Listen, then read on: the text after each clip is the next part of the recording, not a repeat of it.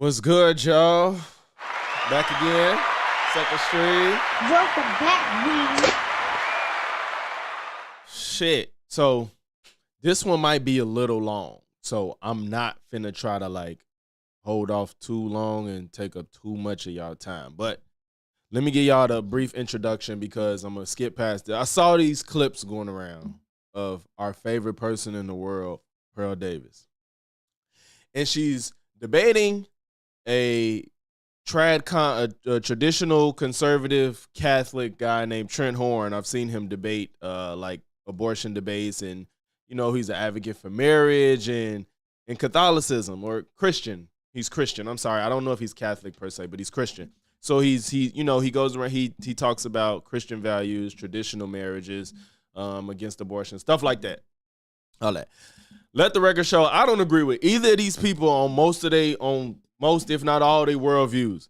But when I say Pearl made a goddamn fool of herself from what I saw, I just can't even begin to fathom how she has a fan base or how anybody can listen to her and take her serious. She's either A, crazy, or B, a straight up grifter, because there's no way you can believe the stuff that she says. Like nothing that comes out of her mouth has any rationale or logic behind it. So I'm just like baffled at how this person got 2 million people that actually sub to her and like listen to her. So I ain't gonna take too much time. Let's get right into the fuckery. All right. Whew. Y'all, this is finna be a doozy. I swear to God. Wrong fucking button. All right. So marriage today is a bad deal. So this is their opening statements as to why marriage. Sorry, I didn't say what this debate is about. This is their opening statements to why marriage is a bad deal for men. I guess that's what they're debating. Why marriage is bad for men. For men, meaning that it is more likely to not work out than it is to work out. 51% of those that sign up for marriage are not in a better place. Out of 100 men, at least I gotta hold on. I forgot to do something. 50 are not getting a good deal, essentially. I would like to clarify that I am not talking about some religious sect. I am talking about average Americans. On top of that, there's a huge legal risk you are facing as a man. Again, I am not here to discuss the religiosity of marriage, but I'm here to talk about the outcomes of marriage in 2024, as well as the legal ramifications for getting married. I've interviewed over 1,000 women and men on marriage and relationships, and have been putting together a documentary on family court, and have found that most men have no idea what they are signing up for when they get married. Marriage is objectively a bad deal for men in 2024. What I would consider a bad deal is where the risk outweighs the reward. What I would consider a successful marriage is an obedient wife and staying together for a lifetime. To put it simply, men want sex, silence, and sandwiches from a woman they are attracted to. Unfortunately, women are not offering that in 2024. Women have zero interest in being wives. Gen Z women rank men 7th. I'm letting her get this off just so you can hear all the fuckery at one time, because once they start going back and forth, we're going to really delve into the stupid shit she's saying. So I'm going to just let her get her shit off just a little bit. Just a little bit. On their priority list, coming behind things like education, travel, and experiences. Millennial women are not much better. They rank men as 4th behind their careers, education, and finances. I personally have interviewed over 1,000 women from London to Miami to Vegas and even the suburbs of Chicago. And I can tell you firsthand that most young women have no interest in being wives. This can be shown by women's outcomes and choices. Many men like Trent have been married for years and have no idea what the dating market is like for young people. 1 out of 3 women have had an abortion in the United States. 1 out of 4 women has an STD. 90% of women have been on birth control at some point in their life. 80% of sexually active women will contract HPV at some point in their lifetime. The average woman is 5'3" and 170 pounds. On top of that, men can never really know the sexual past of the woman they are marrying. Dating apps have made promiscuity more accessible and easier to hide. Women have a great incentive to lie about their sexual past. The CDC reports that the average number of sexual partners for a woman is between 4 and 8. But I can tell you from interviews that I have done that below 10 is... She doesn't know that statistically men and women can, on average, only have the same amount of sexual partners. That's she doesn't understand numbers. You can't, because they do it with each other, that number is always going to be the same for men and women. Now, individual people are going to have different experiences, of course, but that number can only be the same for men and women because we have sex with each other. So the average is going to be the same between men and women. Considered low nowadays. This is especially crazy considering once a woman has over 5 sexual partners, she is less likely to have a stable marriage. And also, once you get past like 10, your odds of a stable marriage go up. So if you have more than sex than 5, then statistically you might as well go past 10 because you're gonna have a better chance. What's good with you, Rager, my boy? After women have had over 10 sexual partners, the chance of a happy marriage drops to merely 14%. Only 3% of women report waiting for marriage for a religious reason. A quarter of women have a mental illness. Over half of women... Why is she just rattling off things that plague women as if that's like why men shouldn't marry them? That's crazy. Half of what'd she say? 1/4 of women have mental illness for marriage for a religious reason. A quarter of women have a mental illness. A quarter of women have mental illness. That could be something as bad as schizophrenia to something as minor as like mild depression. Like, what are you talking about? So that's the reason to not. She just rattling off numbers like, yeah, this is why marriage is bad. Over half of women between the ages of 18 to 29 have at least one tattoo. The average woman... When have men collectively said women can't have tattoos? You're just saying all right, I'm sorry. Women has at least $26,000 worth of debt. And on top of that, young women are officially Men have more debt on average. out cheating and out drinking men. That makes marrying a woman today a higher risk than times of the past. But let's look at marriage. What benefits are given to men in marriage? 100 years ago, men would have gotten a debt-free virgin who gave him 4+ children and was expected to obey him. Unfortunately, now modern marriage is simply whore management. The majority of women are not known to be obedient wives. How do we know this? From one, we have phrases like it's cheaper to keep her and happy wife, happy life. If women were so obedient and good wives, why are all of the phrases focused on bending to the will of the woman? On top of that, we can look at women's choices during marriage. Some common problems that I have found is that women gain a significant amount of weight in marriage. On average, women gain 24 pounds within the first 5 years of marriage. It would be one thing. What if she looks good with that weight? What if she looks good with that weight? What if she was very skinny and gained 25 pounds? Now she thick. Like, what are we talking about? If women were giving men 4+ children like they were 100 years ago, but on average, women give men 1 to 2 children. The other issue we have is people in general are having less kids because the economy it's not attractive to have kids with today's economy. Can you even blame people? It's not a good proposition. Sexless marriages. Especially a lot of them. We look at the boomer generation, a third of them are in sexless marriages. How many men have reported that? And why? Boomers are becoming senior citizens. What do you expect? You think they finna be fucking like rabbits? Women stop sleeping with them after they have children. How many men would sign up for marriage if they knew that they no longer would have sex? Their wives would no longer have sex with them. That's not everybody's story, you dumbass.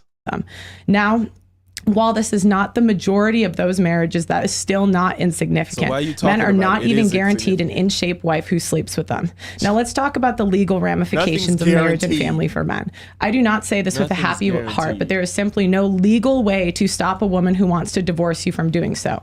My logic is quite simple. When you pay people to do the wrong thing, more people will do it. That's the irony. My logic is quite simple. Facts. The realest thing she said thus far. Good people. Unfortunately, men, the divorce system heavily benefits women, and the stats reflect that. Women file for divorce 70% of the time, and 73% of the time, the reason given is irreconcilable differences. This does not make sense considering people date on average 3 years before marriage. What difference? She just sounds like somebody that's never, ever been in a meaningful relationship. Like, she just said, on average, people date for 3 years before they get married. Therefore, how can you divorce due to irreconcilable differences? Pearl, get married first. Ask people that has been married for a long time why that can happen.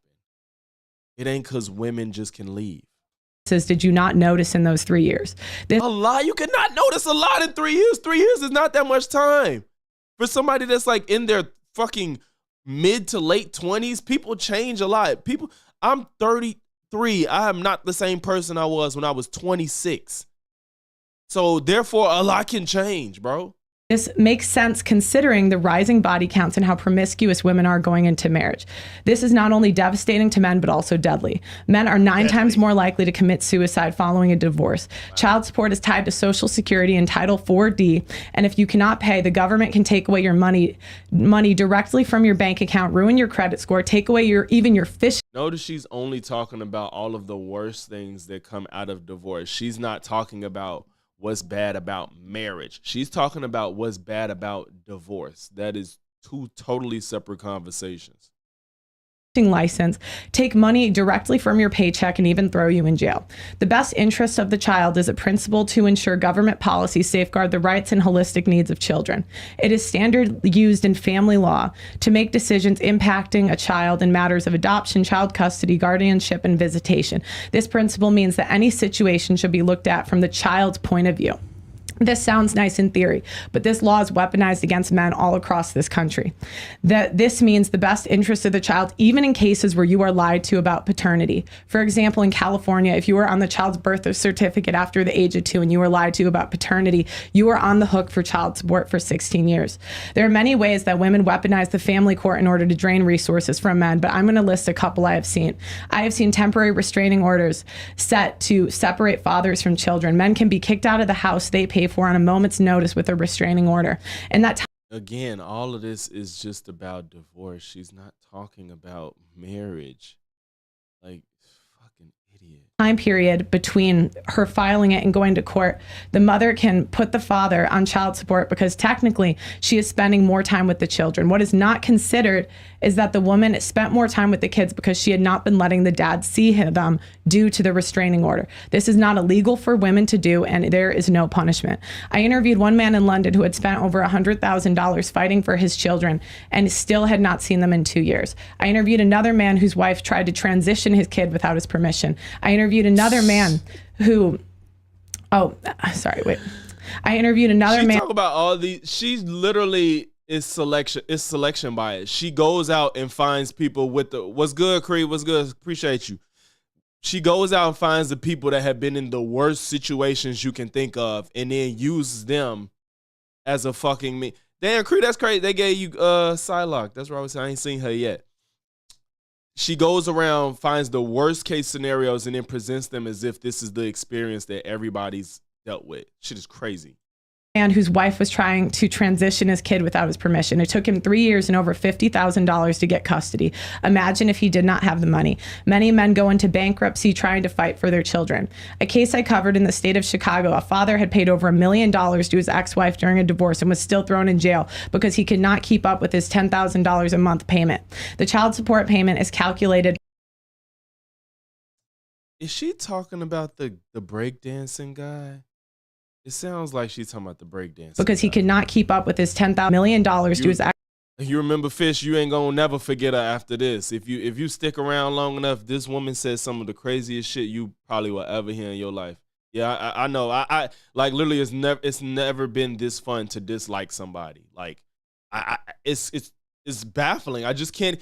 It's either she's like I said earlier, she's either out of her fucking mind, or she's a grifter that doesn't believe anything that she says and she's only doing it to be a pick-me to make money. Ex-wife during a divorce and was still thrown in jail because he could not keep up with his $10,000 a month payment. The child support payment is calculated by current earnings. So if a man loses his job, which many do due to the stress of divorce. What do you think women get after divorce? You think they're just happy? What are you talking about? And if a man could pay $1 million out of the divorce and $10,000 a month, he probably had it. And I'm sure he doesn't just lose his job because he got divorced. If that's the case, what you think the women going through? Sometimes they're not working, and if they are working, they was probably making less than the husband. So what the fuck are you talking about? That doesn't go one way, you fucking jackass. Is still on the hook for child support even if he cannot afford the money. Child support is given based on the amount of time that children get with their dads are given with the children, and that women have incentive to not give men access to their children and are rewarded for doing so. There's no incentive to that. They gain nothing. They lose time out of their life because they got to watch the kids full time. Process find themselves homeless because they cannot keep up with child support payments. The loss of a child is one of So every man that can't keep up with child support ends up homeless. Come on, the leading indicators of mental illness. Many men that I have interviewed have compared this to death. Losing a child they would rather interview some men in happy marriages. Get both sides. But you can't do that because it ruins your narrative. Die than live a life without their children. And the stats show that many men pick death over this reality. Another thing that most do not know is that family court is not based on evidence. It's based on a balance of probabilities rather than beyond a reasonable doubt. This means it is easier to allege that a man abused you in family court without evidence. Mainstream cases like Amber Heard and Johnny Depp show just how easy it is for women to ruin a man's reputation with no evidence. Many times the women are actually given free resources from domestic abuse centers in order to assist women in this. In many areas, the courts have alleged that The definition of abuse has changed in the last 50 years to include things like emotional abuse, financial abuse, and have also changed the definition of rape from forced sex to sex without consent. The problem you get when you change these definitions to be more broad is that women are allowed to say things like yelling is abuse and he did not let me spend $5,000 on my credit card, therefore he is abusive. I have seen cases where men were accused. Shut the fuck up. That does not happen. That does not happen. Like, shut the fuck up. You just made that up. I swear to God, you just made that up. Nobody does that. Nobody has said that. He abuses me because he doesn't let me use his credit card. Get the fuck out of here. Accused of raping a woman the first time they hooked up, and they were married 10 years after. Women weaponize this against men. The problem you get with these definitions that are more broad, that women are allowed to abuse the system. As I said before, losing a child is like death to a lot of men. One area that we studied was veteran suicide. 44 veterans a day commit suicide, and over 400,000 not men. A thing. Like, and if it is, that's somebody that nobody pays attention to. Is just we would just consider them crazy and keep it moving. Nobody and ever would say that. Have died due to suicide in the last 25 years. To put it into perspective, since the Revolutionary War, 650,000 have died in battle. In 25 years, we have hit 2/3 of that. Terrence Popp has worked with veterans for 15 years, and through our personal research, have found that 70% of veteran suicides have come in contact with family court in the last 5 years. Family court is literally killing men every day, and nobody is talking about it. So veterans aren't having struggles because of mental illness, probably from active duty. You're attributing it to getting divorced in family court. Notice she had to pick out veterans because they're the most likely to deal with mental issues already. She didn't just say men in general. Like, on top of that, fathers have to watch their mothers raise children in a way that sets up their children for failure. Single mother homes account for 63% of youth suicides, 90% of the homeless and runaways, and the majority of school shooters, where single father homes fare similar to two parents homes. I personally have interviewed men.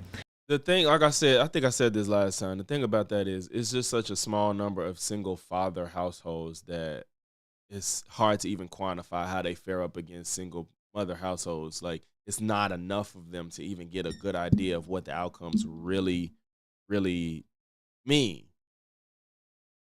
Who had to watch a mother try to transition their kid. And I had one case where a mother's new boyfriend had accusations of being a pedophile, and there was nothing the man could do.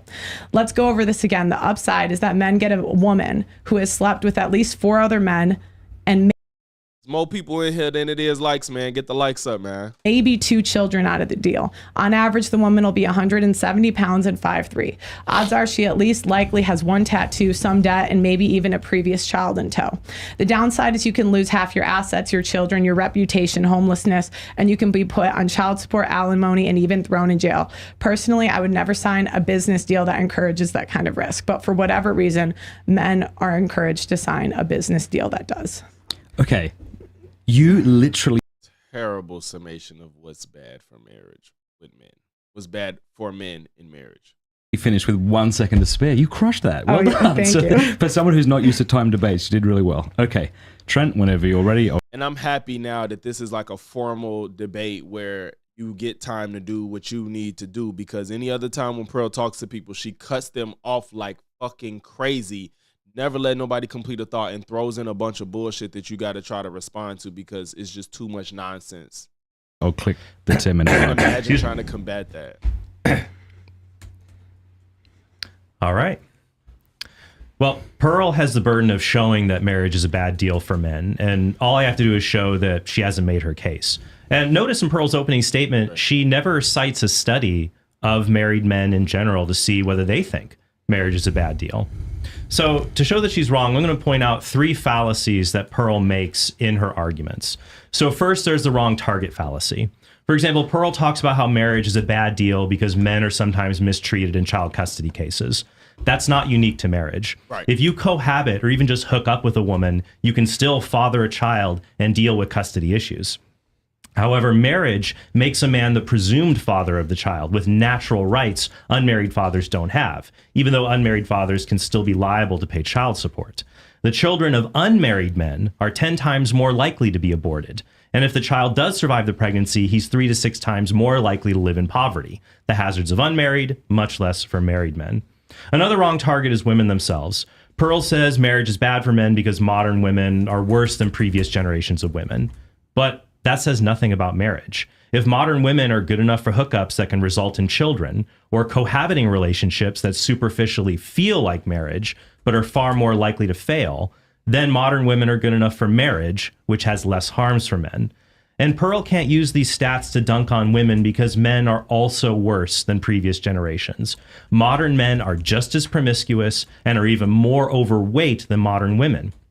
A 2019 Experian study found that men carry more credit, auto, and mortgage debt than women. Millennial and Gen Z men have weaker grip strength. Notice that he's going to cite all this stuff that she ignores, and she's not going to have anything to refute it besides anecdotes and her misrepresentation of his stats. And make less money than older men did at their age.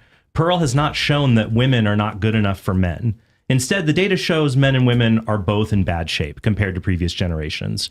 But there's hope. Marriage is the best way for men and women to mature together and bring out the best in one another. Second, there's the anecdote fallacy.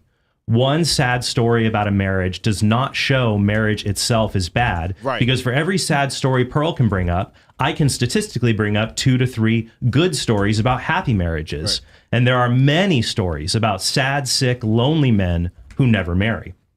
Pearl cannot prove her case with anecdotes. She needs actual data that proves married men are worse off than unmarried men. But no such data exists. Even marriage skeptics will only argue at best that marriage doesn't increase happiness. They all agree that men who marry are better off concerning health, wealth, and happiness than men who never marry.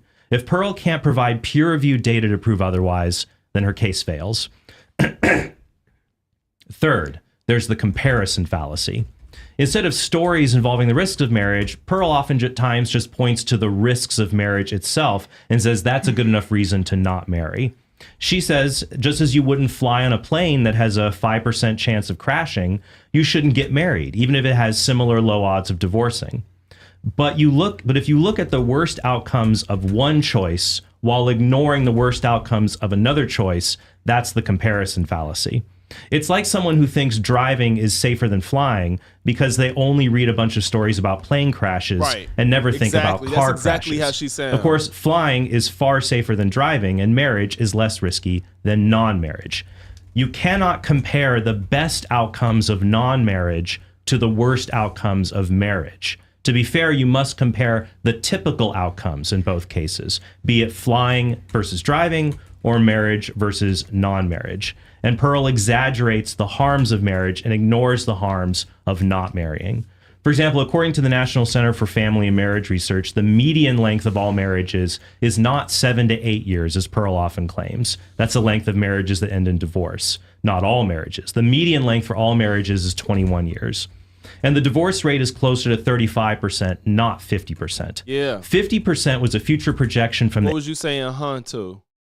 What was you saying, to? And yeah, I agree with a lot of what I don't agree with everything in his worldview, period, but in this conversation, he was making great points. From the 80s that has since been falsified. In fact, we are now seeing the lowest divorce rates since 1970, about 14 divorces per 1,000 married women. For weekly churchgoers, the divorce rate is half the average rate.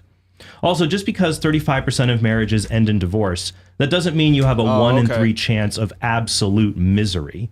Divorce sucks, but people typically survive it intact. In fact, men do better than women after divorce. Men's income increases by 20% on average, while women are twice as likely to fall into poverty after divorce. And she will never address that. She always say, women get paid to leave, but she'll never address the fact that women fare worse off after divorce than men. Alimony is only paid out in less than 10% of divorces. And according to the U.S. Census Bureau, the average child support payment is $441 a month, of which only 60% usually ends up getting paid. Moreover, women do not get child custody 90% of the time, as others claim. 95% of custody cases are mutually agreed upon outside of the courtroom. Right. Women get full custody 40% of the time, men get full custody 20%, and shared custody makes up the remaining 40%. Women usually get full custody because men don't ask for it. In a Massachusetts study of 24,000 divorces, right, only exactly. 8%. That's exactly the thing. And she ignores it. She just doesn't acknowledge the fact that men usually make more. And even if the wife does work, she usually makes less. And she never addresses that. She just says it. And then it's like, well, that's what it is. Women are paid to leave. She says, she frames it like that. They're paid to leave. You're not paid to leave. You're paid because you made less money, you foregone work, or you made less money, and the child is still that other parent's responsibility. If you have the child, the other parent pays. That's not just a woman thing. If the man has full custody or partial or full custody and she makes more and he keeps the kid, then she's going to have to pay him. What the fuck? Yeah. Yeah, usually when you demand a bunch of money, you usually don't deserve it, because more often than not, people sign prenups. People don't really sign prenups if both of y'all go into the marriage not having many assets. When people get married and they have a lot of money, they do prenups, and all that shit is predetermined before they even set foot in that courtroom. So all that shit she be saying, she ignores all that nuance and just says women get paid to leave. That shit is crazy. Percent of men sought custody, and 94% of them got full or partial custody. Finally, a 2006 study in the Journal of Epidemiology and Community Health showed that while divorced men were 27% more likely to die prematurely, 58% of never married men were more likely to die early. Never married men risk growing older and having few or no social connections. Pearl can tell lots of horror stories, apparently, about men going through messy divorces. And my wife, who is a registered nurse, can tell you all kinds of horror stories about men dying alone in the hospital, spending every day by themselves, staring at the same blotch on the ceiling because they had no one to ever come and visit them. Now, some men desire marriage and are unable to find a wife, which is tragic. But rejecting marriage out of fear is like the person who refuses to go to the hospital because he worries about medical errors, but doesn't think about people dying at home from easily treatable illnesses. Ooh. The comparison fallacy once again. Yeah. That's probably why 65% of divorced men get remarried. 93% of men say they would marry their spouse again if they could do marriage over. If Pearl is right, as she said in the past, that marriage is a death sentence for men, then why do most men voluntarily go back to death row after they've been released, i.e. divorced? Well, it's because these men correctly identify what Pearl has failed to grasp. Marriage is not bad for men. It's not a bad deal for men. In fact, marriage is typically a good deal for men. It's no wonder God told Adam in the book of Genesis, it's not good for man to be alone, and so he made Eve to remedy this problem. Now, to make it clear, it is a lie that half of all marriages end in divorce. The truth is that most marriages last a lifetime, and 80 to 90% of them identify as happy. A Gallup survey conducted between 2008 and 2020 of 800,000 adults showed that married people rate their well-being 12 to 17 points higher than unmarried people. The General Social Survey from the University of Chicago, a gold standard in sociological research, shows that married men are twice as likely to rate their lives as very happy when compared to non-married men. And the majority of married men, in fact, I'd say 80% of them, identify themselves as happy. Married men also make 10 to 20% more money per hour, and they have more sex than never married men. Pearl says that men face sexless marriages, but the General Social Survey shows that unmarried men are twice as likely to have a sexless life than a married man. Which studies also show that even men who end up divorced live longer, are economically better off, and are just as or even happier than never married men. Now, Pearl might say these studies only prove that happier, richer men get married, and unhappy, poor men don't get married. But when you look at the typical married man, he is not a 6'2" rich Chad. Moreover, if a man chooses to marry, then he needs to become marriageable, which involves developing positive traits that both make him desirable to women and improve his own self-esteem at the same time. But I'm not arguing that marriage makes people happy. I'm arguing against Pearl's claim that marriage is a bad deal for men and steals their happiness. That's just not true. In fact, marriage is the best. You can't interrupt when I'm talking. Why are you talking? You get a 5 minute after this. He's got 1 minute. The man literally did not say a word when she said all that bullshit. In fact, marriage is the best way for men to not just hang on to happiness, but to increase it. I didn't say that. The Harvard study of adult development, which tracked people for 80 years, said good relationships were the #1 predictor of happiness. And it showed that men who married ended up happier and lived 7 to 17 years longer than men who never married. And that's a study for people over 80 years of their life. When I was unmarried, let me actually go through here. Well, yeah, when I was unmarried, I thought that having 2 folding chairs and a TV on the ground were appropriate living room furniture. But when you're married, your wife shows you something better. And she roots for you. A 2013 Harvard study showed that married men are less likely to get cancer, and married men are even more likely to survive cancer, showing that marriage is a good deal for men. So finally, I'd be remiss to point out neither men nor women invented marriage. God invented marriage. He gave it to the human race. Christ raised it to the level of a sacrament.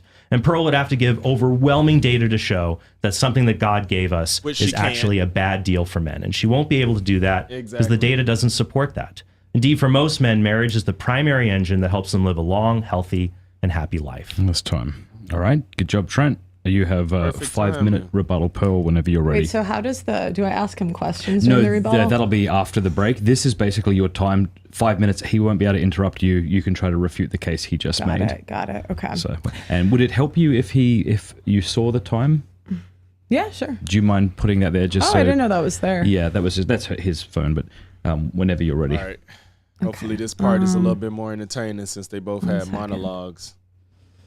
Hopefully this part is a little better, you know? One thing I noticed in your arguments is that you constantly attribute all of the positive things that happen in marriage. You just automatically attribute them to women. No, he didn't. No, he didn't. He never said because. He never once said anything because of women. He just kept saying marriage. Men live longer in marriage. Men make more money in marriage. He never said it's because of the woman. What the fuck where did you get that from? You just made that up. You automatically attribute them to that marriage is the cause. I would disagree with that. I would say it's a bad deal because at the end of the day, women are paid to leave. She's not addressing any of his points. This is her time to rebuttal all the points he made, and all she's redoing is reiterating her talking points. I would say it's because marriage is a bad deal. What about everything he fucking said, dumbass? You never addressed any solutions that you have. What solutions does the church have? What do you mean solutions? What he's saying why marriage isn't a bad deal.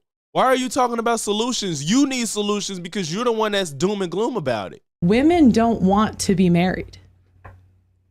Men cannot make women marry that do not want to be married.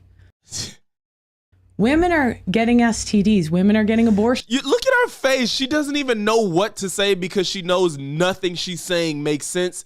She knows that every word coming out of her mouth makes absolutely no sense. So she's just blurting out random facts and talking points that she just sticks to because she thinks they sound good. But she can't back them up with anything.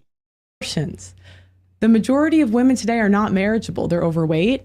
She can't even create analogies or hypotheticals to prove her point. She just keeps saying that women don't want to be married. They're overweight.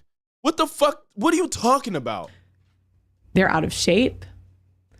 And, saying that marriage is good isn't going to change that, isn't going to make women want to be wives. This is pathetic. The next thing that I noticed that you said was that unmarried men are more likely to have a sexless life.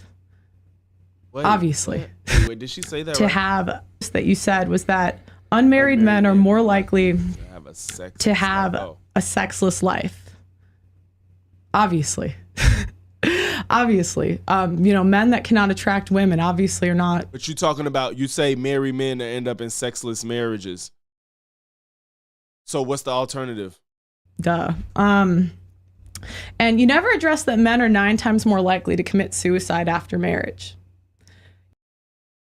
Obviously, that's in comparison to women. Not just cause. 9 times more likely than what? Because you're not saying that part on purpose.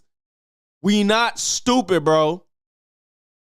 Hey, Pearl, we're not slow. Even if it's a 5%, 1 out of 50.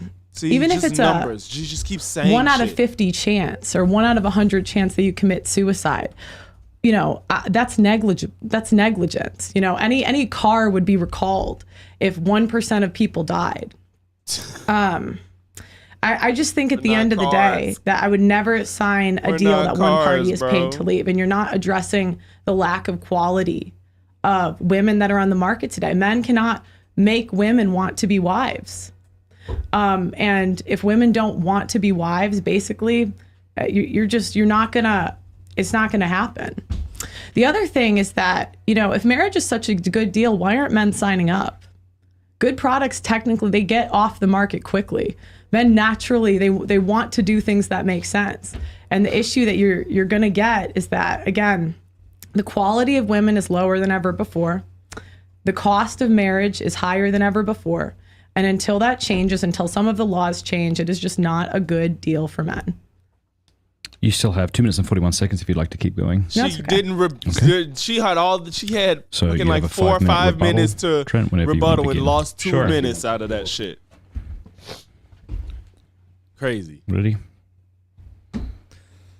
All right. Go for it. crazy. All right. So I want to focus on one very clear fact that refutes Pearl's case, that she has not cited any studies looking at men and seeing what do they think. I mean, if marriage is such Right. a bad deal for men, Right. we don't need Pearl to tell us that. Why don't we just ask men themselves? Ask married men, were you given a bad deal? Were you given a raw deal? You go online, you go to Amazon, you go to all other kinds of places, you can see people write product reviews and saying whether they got a bad deal out of something.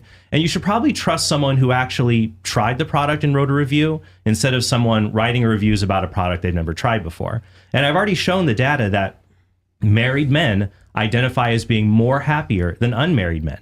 They live longer. They're healthier. So marriage is a good deal for them. It certainly isn't a bad deal for them.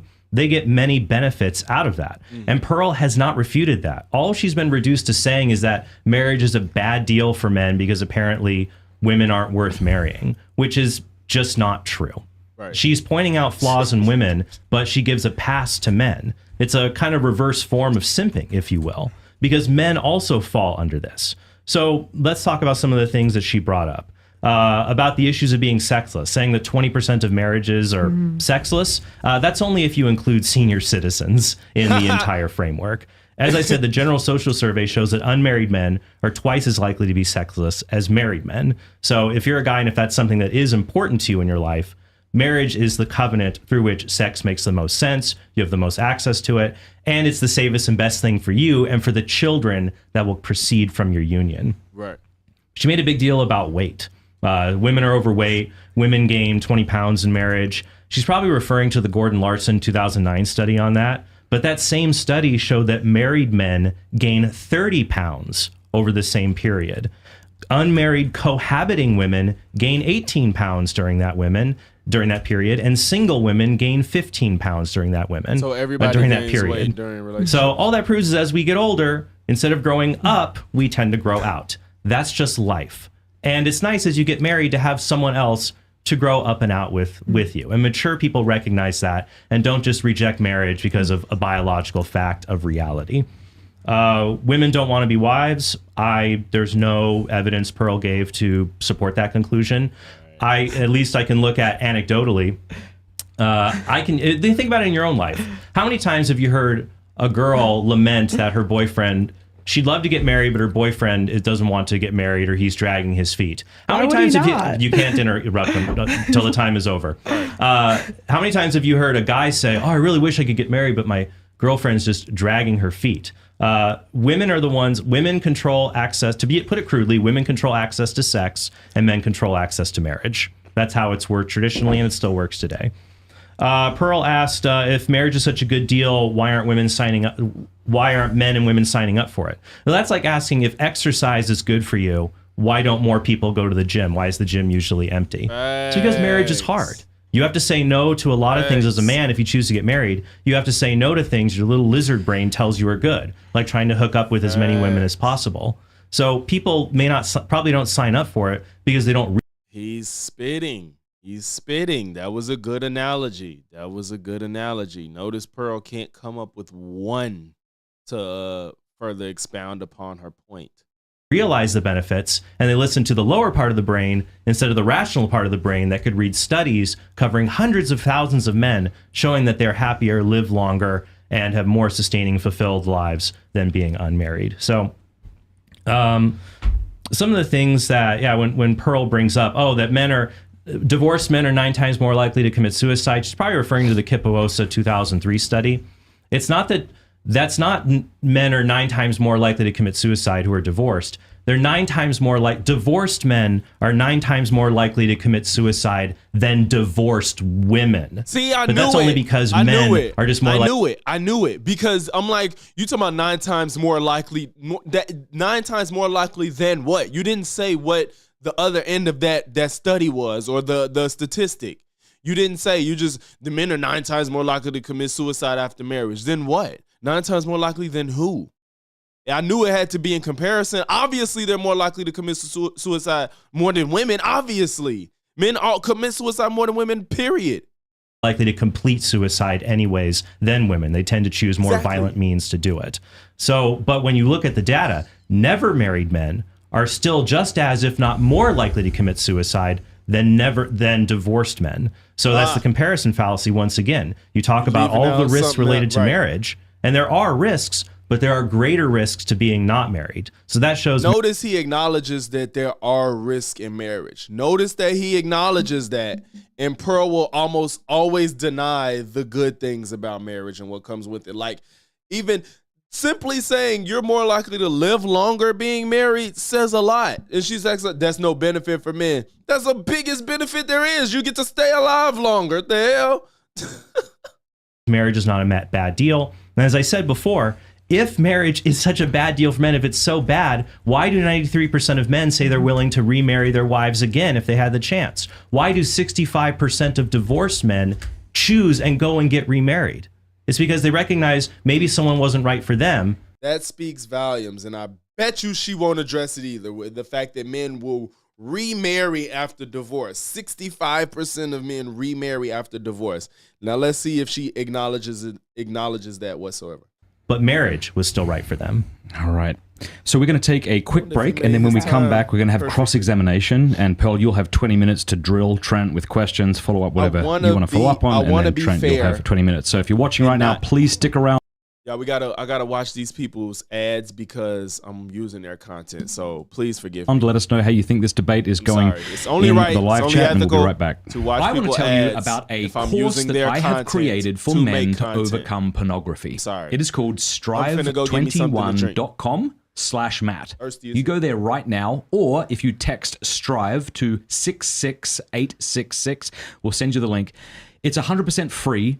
And it's a course I've created to help men, to give them the tools to overcome pornography. Usually men know that porn is wrong. They don't need me or you to convince them that it's wrong. What they need is a battle plan to get out. And so I've distilled all that I've learned over the last 15 or so years as I've been talking and writing on this topic into this one course. Think of it as if you and I could have a coffee over the next 21 days and I would kind of guide you along this journey. That's basically what this is. It's incredibly well produced. We had a whole camera crew come and film this. And I think it'll be a real help to you. And it's also not an isolated course that you go through on your own, because literally tens of thousands of men have now gone through this course.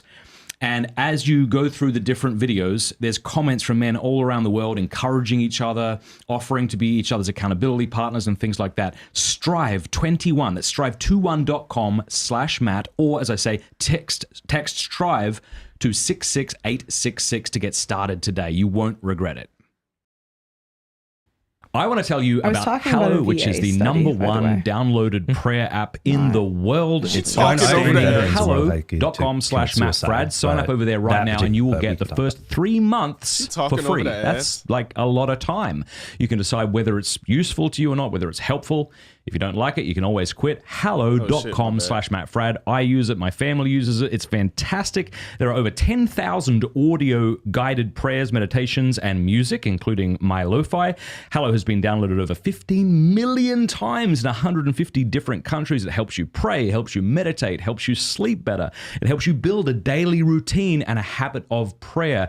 There's honestly so much excellent stuff on this app. There's more people in here than likes, man. Get the likes up. Hallow.com/MattFrad. Whether you're on Facebook trainwreck.com/MattFrad. or The YouTube, link is get the in the likes up, description man. below. It even has an entire section for kids. So if you're a parent, you could play little Bible stories to them at night. It'll help them pray. Fantastic. Hello.com/MattFrad. Yep. Say when. G'day and welcome back to the debate. Before we jump into cross-examination, I want to invite you to consider becoming a local supporter at mattfrad.locals.com. When you do, you get a ton of free perks in return. I just had an almost 3-hour discussion with Jordan Peterson a couple of days ago. That's available right now over on Locals. Also, when you become an annual supporter, you get our free Pints with Aquinas beer stein. You get a ton of other things in return, but I don't have time to tell you about them. So mattfrad.locals.com, and a massive thanks to those of you who want to keep supporting the channel so we can keep bringing great guests on. Okay, so we are going to go into a time of 20-minute cross-examine, and I'm going to explain what it is for our viewers, okay? So Pearl's going to begin, and in cross-examine, she is free to lead the discussion however she wishes. She is welcome to interrupt Trent, to redirect Trent however she pleases. This is her time, so it's not considered rude if she does that, and vice versa when Trent does that. So let's see. Let's get into it. Whenever you're ready, Pearl, you can begin with your 20 minutes. 1 second. And if you'd like, I can let you know when you have 3 minutes left or something. Okay, 1 second. Okay. No Why worries. Trent Take your got time. this smug look on his face? Do you think that women should be So obedient to their smart. husbands?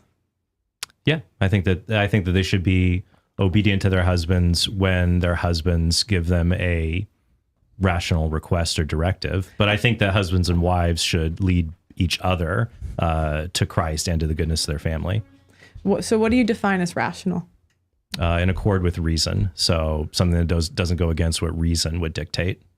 Can I have an example? Right. Of So something, like I'm assuming of- crimes, like of something that's rational or irrational. yeah, irrational. Yeah, if a husband says Like that- obviously no crimes, right? yeah, or if a husband says, I want you to lose a massive amount of weight, for example, that would put if your husband wants you to do something to change your body that would put your health Damn, at get this risk, I camera would say that's together. What's irrational. happening? Okay, but a normal amount of weight would be fine. I would say Right. I would say I think it's fine for husbands and wives to want each other to be healthy, but it's very quickly that if a husband or a wife asks for a person to be of a certain weight, that can easily be more of out of a desire for vanity than for the other person's well-being. But what about health? What about health? I think it's Yeah. fine. I think it's good for husbands and wives to want each other to be healthy. No, but I'm asking the husband. Why do you always bring it back to the husband? Because I'm asking about the wife. Oh I didn't my ask you about the God. husband. Because I'm So saying I'm Why do you saying always for the bring it back husband, to the is he husband? can Girl, he bye. ask that his wife stays a certain weight? Is that rational? it's rational for him to ask her to be healthy, but staying at a Exactly. certain weight your entire life. Exactly. Just say, I want you to be healthy. A specific weight is insane. That's not necessarily going to be healthy. Like saying, I want you to always be 120 pounds. Like, hey, I got pregnant. Ugh, you're kind of getting past that now. I don't like that. That's Right. And all he's saying, both people should do this. And all she keeps saying is, no, women. Women do it wrong. Women. That's all she do. And he's sitting there like, they both should be healthy. Like, what the fuck? that would be irrational. He would not be allowed to do that under your thought. I think it would be insane if a man said that his Right. wife needs to stay at Why? a certain. Why? Imagine a woman that's like 47 and be like, yeah, you better not weigh a pound over 120. Like, what the fuck? Or, you know what I'm saying? Whatever the fucking weight is relative to her height. Like, you know what I'm saying? Really, that's what it comes down to. Why? What's wrong with men having standards? What's wrong with that? Pearl, you do realize that that's absolutely, Get this like, camera literally together. there was a joke in The Office where BJ Novak says some supermodels lose weight when they're pregnant. That shows that he's just an insane chauvinistic person. To demand that a wife stay Why? at a certain weight, even though as you get older, you naturally gain weight. And especially when you get pregnant, you gain at least 9 pounds of weight. That would be insane to But demand why that can't you someone lose stay at their it? certain Why weight. can't Women you lose it lose all the it? time. I fail to see how any of this is relevant to marriage, by the way. Exactly. What I'm It's trying to not- understand is your mindset. It's like Pearl says women shouldn't gain weight in marriage and not even asking if men even give a fuck about that. Obviously, no man wants a wife, if he got her when she was skinny, he wants her to be morbidly obese. And she acts like gaining weight equals bad. Gaining weight does not just mean bad, period.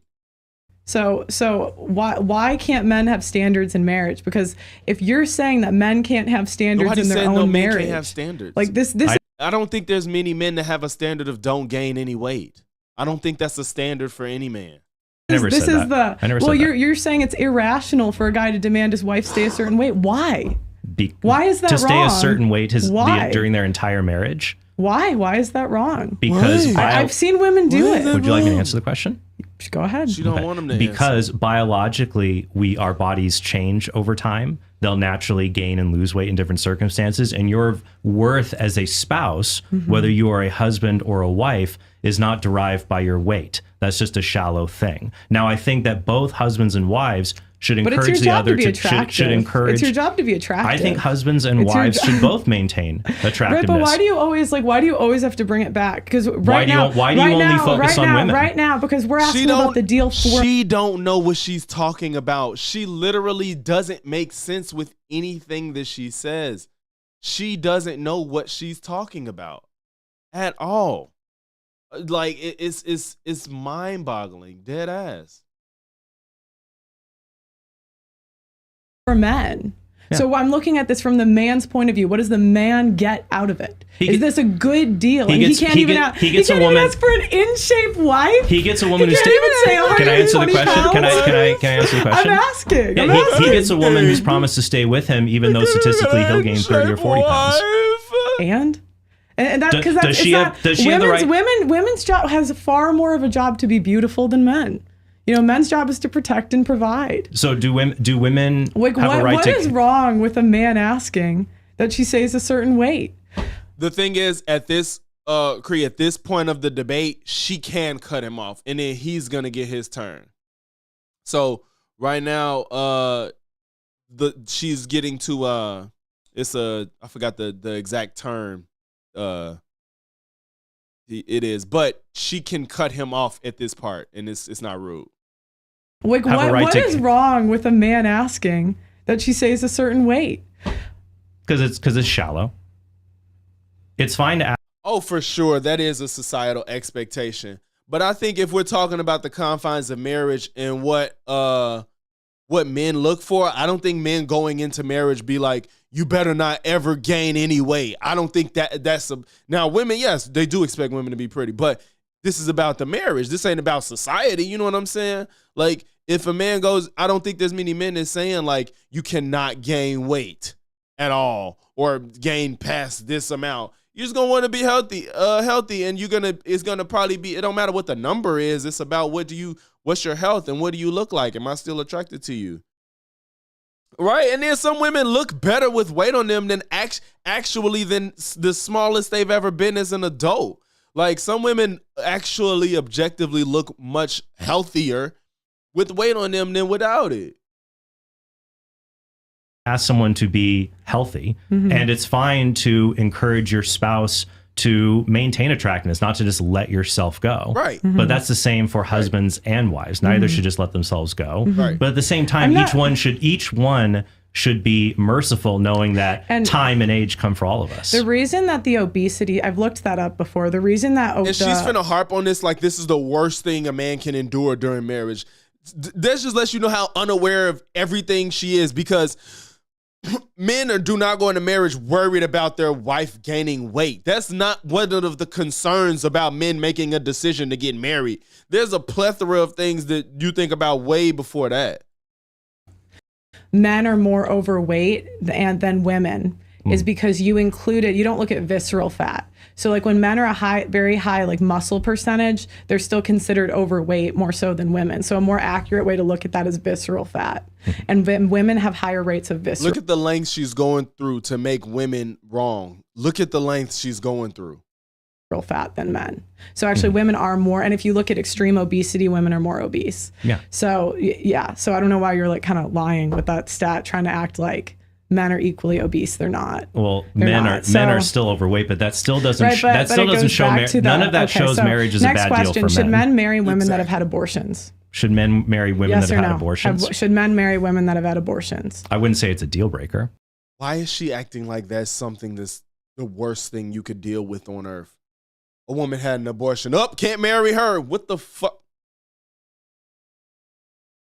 What is the relevance of your marriage to that? Hello? What? Should men marry women with STDs? I wouldn't say here. A quarter of women have herpes. Should men marry them? I'm going to. See, and now I know. Yeah, he was trying to be like, mind you, he a patient guy. I've seen him debate before. He's extremely patient, and she was pushing him because it's not even that she's cutting him off. It's that she's asking him questions and won't let him answer it. And it's like, damn, I know Korea is bad, but she literally has the right to interrupt him now. But the problem is that she's asking him questions and won't let him say it. So it's kind of like, what's the point of you even asking me anything if you're not even going to let me answer it? That's where his frustration coming from. But I just love how women had, what she just say, 1 in 4 women have herpes. I feel like that's a lot. I feel like she's talking about how many people have been exposed to herpes, because I know most people that are sexually active have been exposed to herpes. I don't think 1 in 4 women are walking around with active cases of herpes complex. I think it's B. Correct me if I'm wrong. Whatever it is, the one that you get vaginal herpes or whatever. Most people aren't just walking around with that actively on them, but most people that are sexually active have been exposed to herpes, which I feel like is what she's trying to say with that 1 in 4 shit. To answer, I would like to answer your question.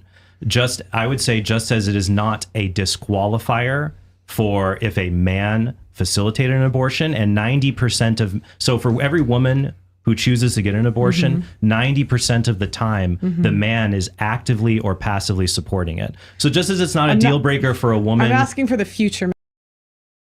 Oh, you talking about the most common? Yeah. Maybe that's what I mean. That's what I mean. Like, most people have been exposed to the virus in itself, but 1 in 4 women ain't walking around with herpes on them actively. No, I don't believe that at all. I might have worded that wrong, but yeah, I think we saying the same thing.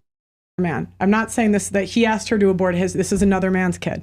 She's had an abortion. No, what I'm saying is I'm applying an equal standard. Okay, here. yeah. So I would say that it is not a deal breaker for a man to marry a woman who's had an abortion, just like it's not a deal breaker for a woman to marry a man who had facilitated an abortion. Should men marry women that have slept with over 10 men? Should they? Why does that matter too? Yeah. She that's all she does. She just spits off talking points, and she doesn't care. She doesn't care about the nuance of it, or she makes a conclusion drawn from it that makes absolutely no sense. That's what she does. But you said she just men marry women that slept with 10 men. What the fuck does that matter if she's not actively doing it with me? How does that matter? And as a grown adult, why do you even care how many people somebody slept with?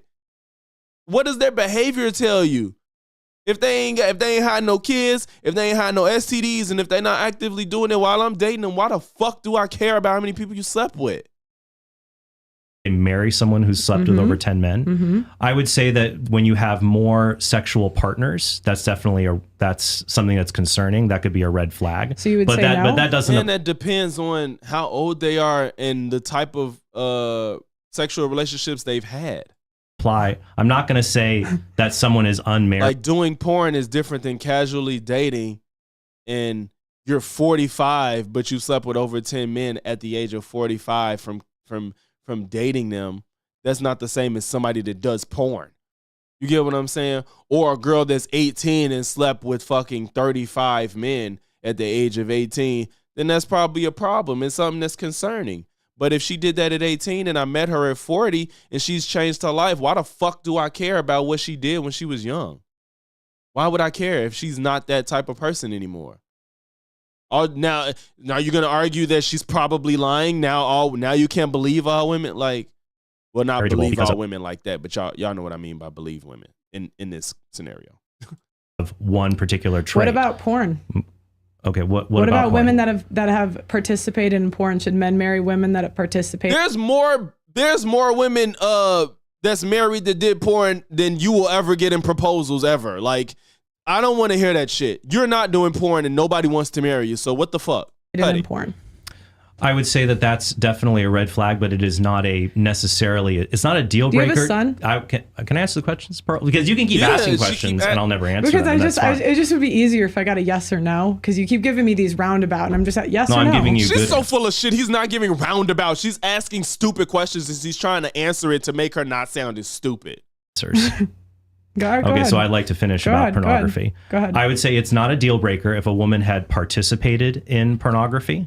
Much the same way it is not a deal breaker. Well, it's something to be very, very worried about.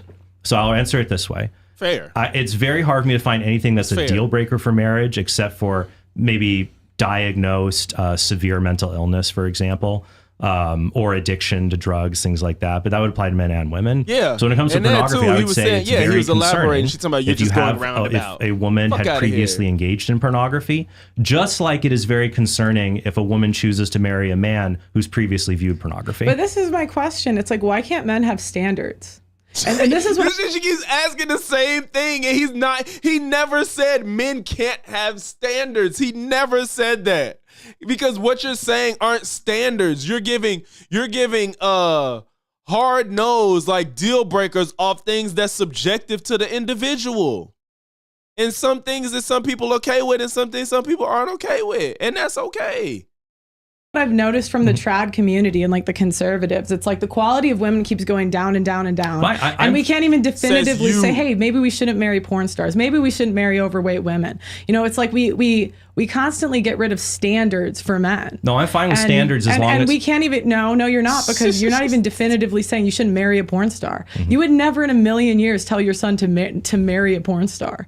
an active, currently not. working porn No, star. even a previous you said porn you said star. former. But even if he would tell his son he can't marry a porn star, that's not speaking to one, all men, and two, if he did it, he wouldn't be like, I'm disowning you. If he do it, that's his son, that's his prerogative. Like, what the fuck you gonna do about it? Can't really do shit about it. Even former, you would never. Come on, someone you loved. We would And never this is- we don't want our kids to do a lot of things, but sometimes they might do it and they either A, gotta learn on their own, or B, you just support them if it's not detrimental to their life. But it's all situational. It depends. It depends on what's going on. This is why. Can I This answer? is why. You can keep talking, or you can This ask me a is- question. Because I was going to say, I do believe in standards, Pearl. I just believe they should be applied equally. So if women have a past in porn and that makes them unmarriageable, fine. Then we should just say any man who's looked at porn, don't marry him No, either. the equal. Is it okay for men to look at porn? You can ask that during your cross-examination. The equal equivalent would be a man that's participated in porn. That would be the equal equivalent if we're really going to go Equal apples to apples equivalent. here. But what I'm asking is, okay, And there's lots of men who participate in porn that way. You know, a quarter of women, up to a third, have an STD. Should men marry them? Should they marry them? Yeah. Actively with a STD? What are you saying? Are you saying had one? Are you saying they actively have it right now? Because why would anybody date anybody with an STD? Stop saying women. What's the statistic of men with STDs? Why are you saying that like only women can get STDs? What the fuck? And if they're heterosexual, then obviously more than likely they got it from a man. So what are we talking about? Just the same reasons would apply if you asked women, should they marry men who have STDs? this Because is- men have lots of STDs. And if That's it's what I'm okay to saying. marry But them. why is it? What about the men? It's like the Because craziest men and women shit. are You're not acknowledging the fact that these things could go both ways. You're saying it's like these things are gendered and they're not. equal. Men and It's women the are equal, and we should craziest treat them thing. equally. It's the crazy. I don't think men and women are equal. Are they equal in No. value and dignity? No, Sorry, just I'm real not quick. Just real coming quick. from a- Trent, Sorry. you can ask Trent questions is in your over it. cross-examination, Sure. Yeah. Pearl. So That's fine. I'm not coming at this from a religious point of view. What I am saying is that you keep telling men to lower their standards because you were saying wife up these whores. 3% of women, 100 years ago, men got a virgin. They got a virgin, 4+ kids. 3% of women are waiting till marriage wife nowadays. up these whores. You're saying wife them up anyway. Doesn't matter the risk. Who cares? Do you have a question, Pearl? So yeah, She don't have a I'm gonna question go back because to, she just wants to keep reiterating her stupid talking points. She does not have a question. She does not. STD is not a deal breaker. Yes or no? No, they're not. If they're not a Okay. deal breaker for men, they're not a Okay. deal breaker for women. Okay. On top of that, porn not a deal breaker. Having been involved in pornography, no, it's not a deal breaker, but it's something to be very concerned about. The same as if a man had been behind the camera doing OnlyFans work or working at OnlyFans. But if he's truly repented, then people can really Trying to change, understand and we what should is give them going mercy, on whether with they're a his man or a camera. woman. Leave it People alone. can What are they change, but doing? it doesn't mean they statistically do. Look, And women what? that have made those Man or a woman. people can change, but it doesn't mean they statistically do. And women that have made those decisions, statistically, the grass, statistically, it's not a happy ending for most of them. I love how first of all, she's not even saying what statistics she's referring to about women changing or period or whatever. But I love how statistically that doesn't map out. But he just rattled off all these statistics and the source of where he got them from as to why marriage is beneficial to men. Yet, fuck all that. I don't even care. I'm not going to acknowledge. She didn't rebuttal it. She didn't ask him any questions about it during her time to grill him about whatever. She could say whatever she wants right now. She has not asked about any of those statistics to delve deeper. And she hasn't even acknowledged all of the benefits that he laid out. And now she wants to talk about statistically what maps out as far as the future of women that made certain decisions. Are you shitting me? And then you're saying that, but you're not bringing up any numbers to support what statistics you're talking about. You're just trying to say statistically people don't change. What does that even mean? What does that mean? So that's the other question. Why would you would you ever sign a business contract that someone's paid to leave? That's not, she's trying to simplify it, and that's not what divorce is. And then she's ignoring prenups existing. So me and you are going to do business. That's part of the contract in most cases. In the cases that you're referring to where women walk off with everything, those are the ones with people with money, and most times they get prenups or postnups done. And I get a bunch of money and your children if I leave. You would sign that contract. That's not how it works, though. It's not that simple. My children, because maybe we're pairing our YouTube channels together. Yeah. Probably not going to sell off my kids on that, but it's very common in business deals, Pearl, where if you have a high value business partner and you really want them to be a part of the venture, you might include things like a buyout clause or severance pay. That's not that uncommon to ameliorate risks or to encourage them to take part in the project. Okay, so would you sign the contract or no? Would I sign a contract? You've made it very where I'm paid to leave. Where you're paid to leave if you're my business partner. It depends how much and what risk. She just wants to change his answer. Why can't you answer the question? Because your question is underdefined and it can't be answered. You've asked it in a very vague way, so I can only give. She wants him to answer the way she wants him to, but she's mad because he's giving a good answer. A vague answer and reply. Okay, me and you sign a business deal, and in that business deal, go ahead. And in that business deal, I get your whole YouTube channel if I leave.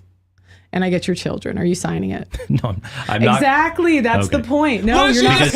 Look, she tried to cut him off before he could elaborate. He said, no, but exactly. Like, girl, bye. Nobody, get the fuck out of here, bro.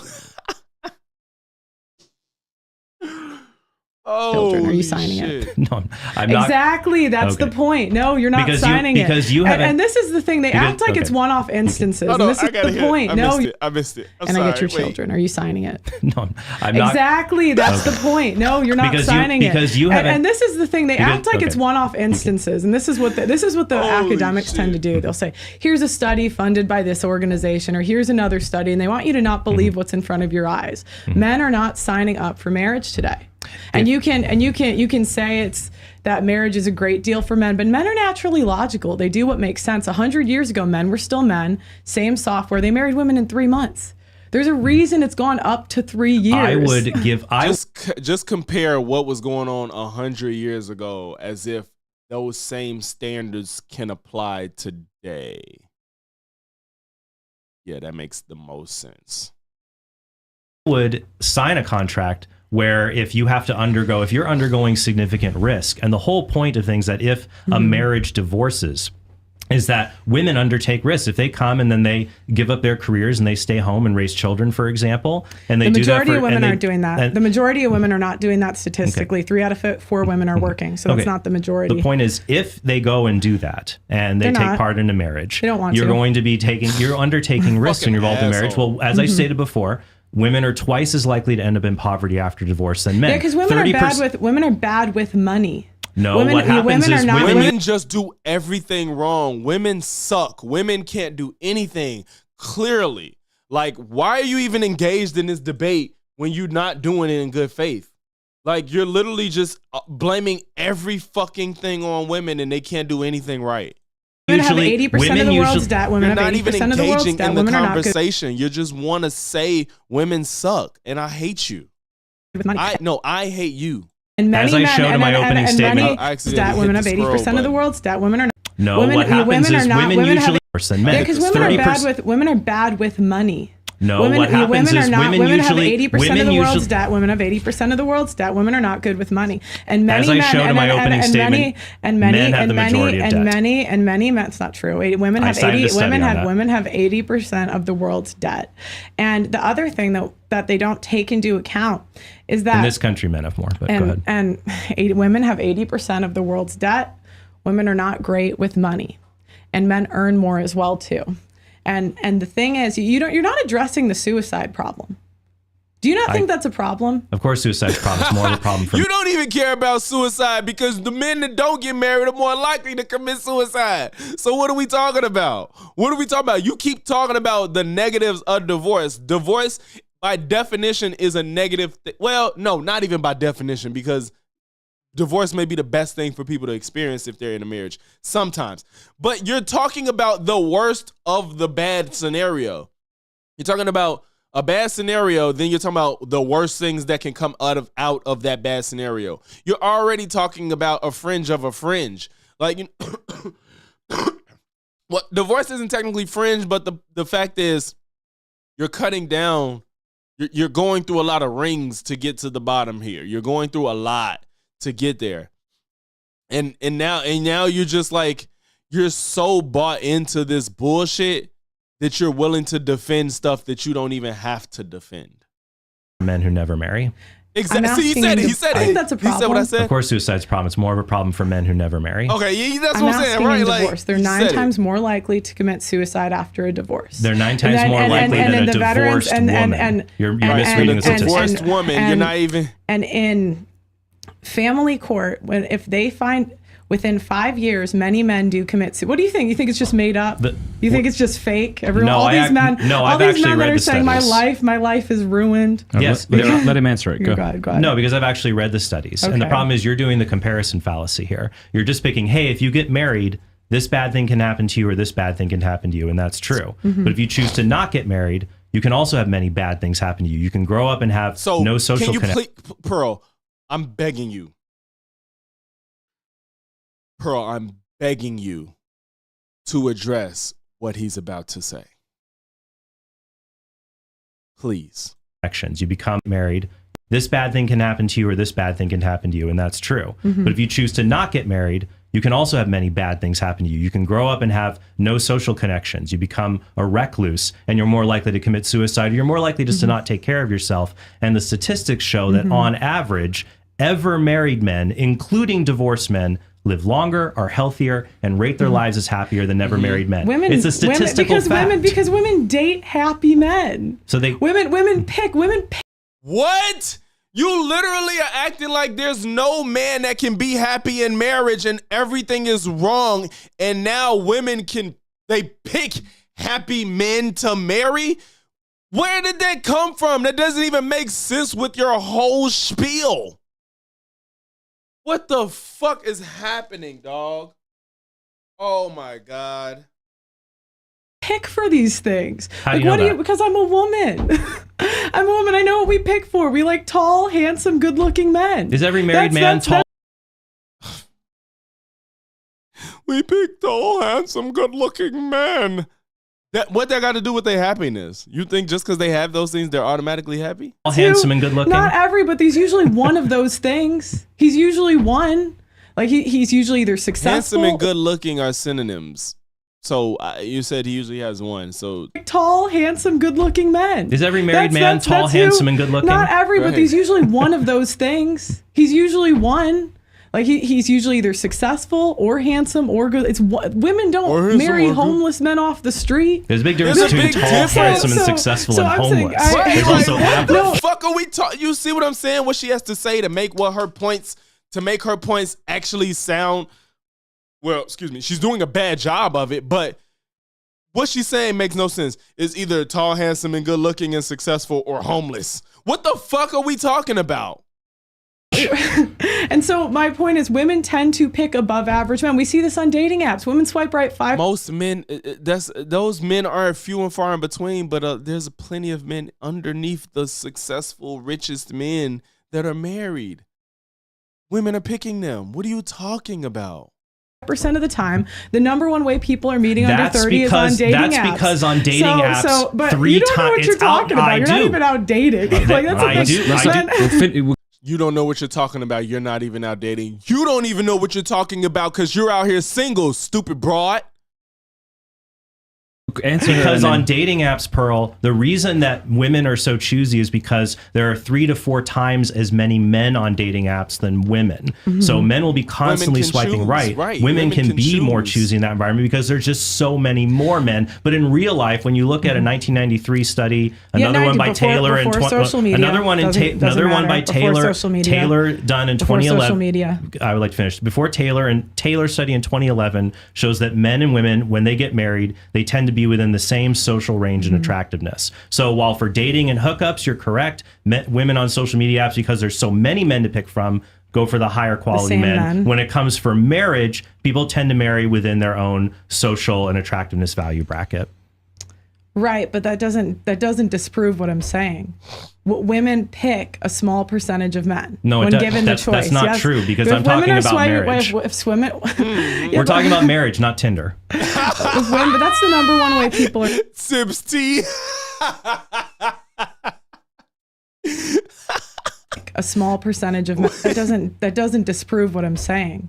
Women pick a small percentage of men when given the choice. That's not true, because I'm talking about marriage. We're talking about marriage, not Tinder. But that's the number one way people are meeting under 30. And that's the thing. Like a lot of you guys are so out of touch. You don't see like. Did she say a lot or did she say most? Being under 30. We're talking about marriage, not Tinder.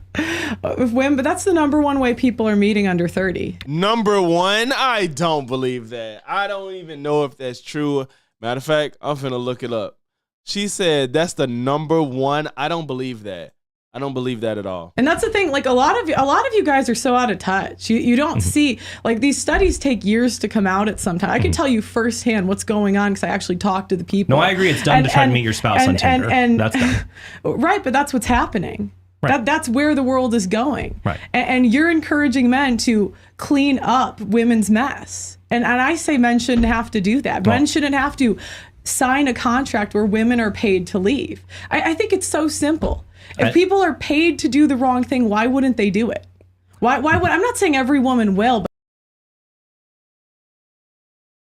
So it looks like people use those avenues under 30 pretty much. They do use dating apps, but that I don't think that translates to actual relationships, and then on top of that, successful ones. She just says shit while being out of touch. You feel me, bro? Like, she calls him out of touch because he's not dating because he's been married. But yet you're not dating, you're not married, you've never been married, you probably never will marry. So who are you to say he's out of touch? You're out of touch with reality. At least he's out of touch just simply because he's been married and is still making it work. You're out of touch because you don't even live in the real world. And that's what I'm saying. Right. Dating apps are for people to hook up. Most people aren't using dating apps to find the person they're going to marry. And it's not even to say that it can't happen, but that's not what the goal be. Like, come on, bro. Like, can we come to reality for you to call him out of touch? That don't make no fucking sense. It's not even like he's fucking 80 years old. He understands social media. He understands people use dating apps. But every woman can. What woman is going to want to say, gee, you know what would be great? Don't ask questions. Let her go. Yeah.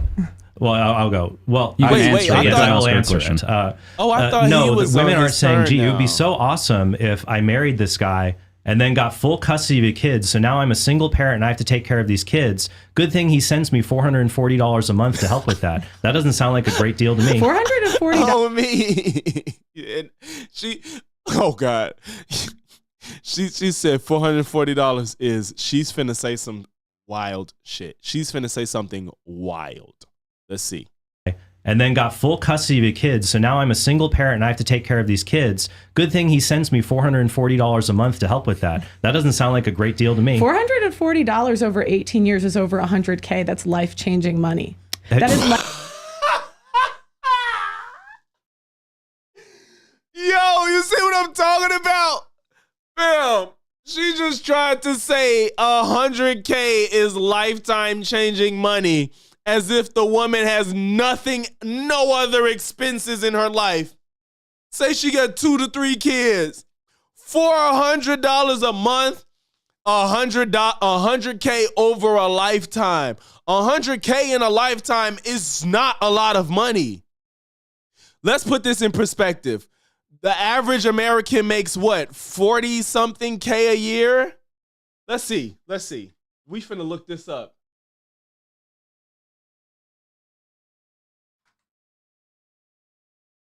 The average annual salary in the US is $63,000. Okay. I was wrong. That's on the lower end. $63,000 a year. In 3 years, you've already made $100K. 3 years. Out of the average lifespan of around 70-something years old, what are you talking about? $100K over a lifetime is life-changing money. Are you fucking kidding me? Bro, does she even think about the shit she says before she says it? And then it's not just money that's being handed to you to do what the fuck you want. That's money just that's supposed to go to help your kids. $100K over 18 years is life-changing money. For whose life? Whose life did you change? You can't even send 2 of your kids to college with that. What are we talking about? What are we talking about? She really said that. Life change, and this is the thing. Dollars over 18 years is over 100K. That's life-changing money. I can't.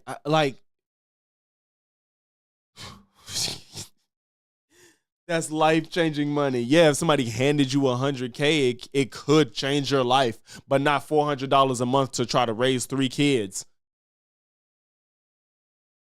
That is life changing, and this is the thing. This is try this raising is the thing. children this on is, this 3 is, kids this on is, this $440 a month. And this is the thing. This is the other thing that you don't think of. Oh, this is the other thing.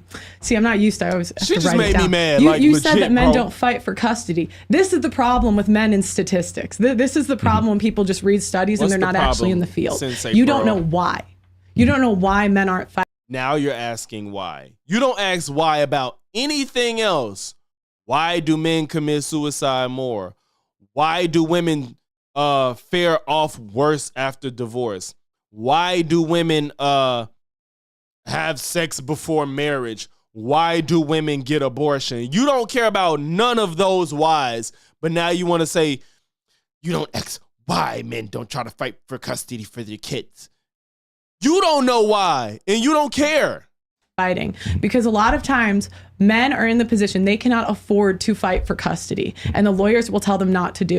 Men make the most money and now they can't afford to fight for custody. First of all, most people settle custody cases outside of courtrooms, and when men actually do fight, they do get it.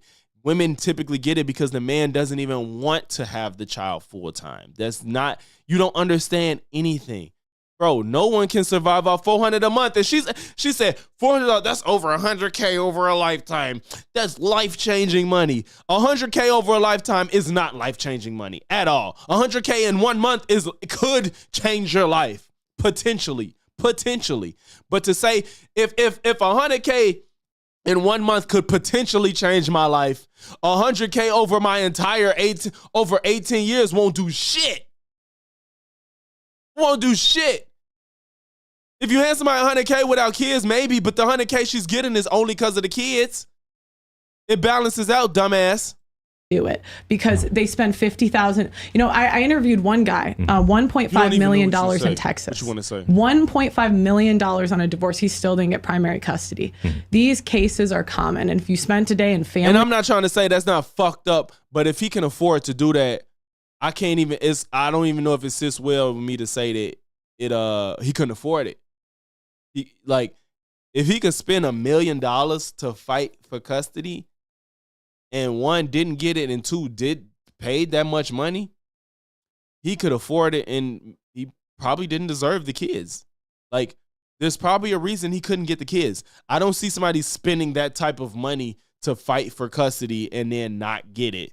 If he had that type of money and didn't get his kids, it's probably a reason. And Pearl, you're so gullible that you wouldn't even believe that he's just giving you the version of the story that he wants to tell you.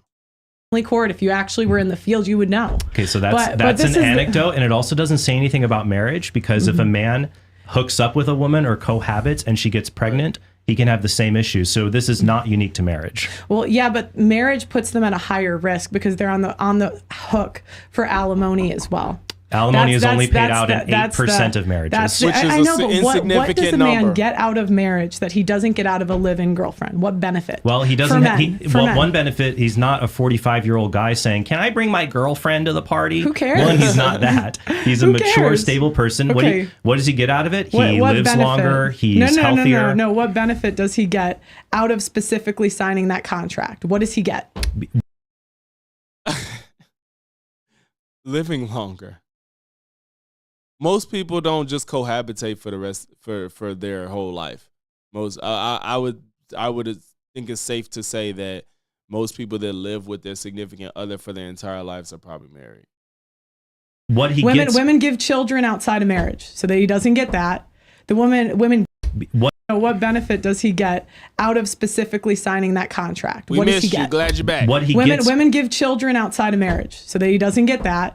The women. So you saying you acknowledging you get that outside of marriage, but you won't acknowledge the statistics that benefit the man in marriage, like living longer, gain weight after marriage. He doesn't get that, and all of the stats you're saying you're attributing and stability, like you said, to marriage. I would disagree. Well, I would say that women tend to marry happy, successful men. That is just a correlative theory that you have, and that's not true, because if you just look around at men, and when you do longitudinal studies that control for success, you see that's not the case. One longitudinal study found that after a man gets married and upon the birth of his first child, he works 10 to 20 hours a week more than unmarried men. Right, because women love spending men's money. How does that go back to the women doing something wrong? What are you talking about? You already said that most women work and don't just want to be stay-at-home moms. So what do you mean they want to spend his money if she's out working too, and he's probably only working more because he had just had a kid? Now he has more responsibilities, so he works more. What are we talking about? Of course he's got to work more. Even car sales. How did you not make it up?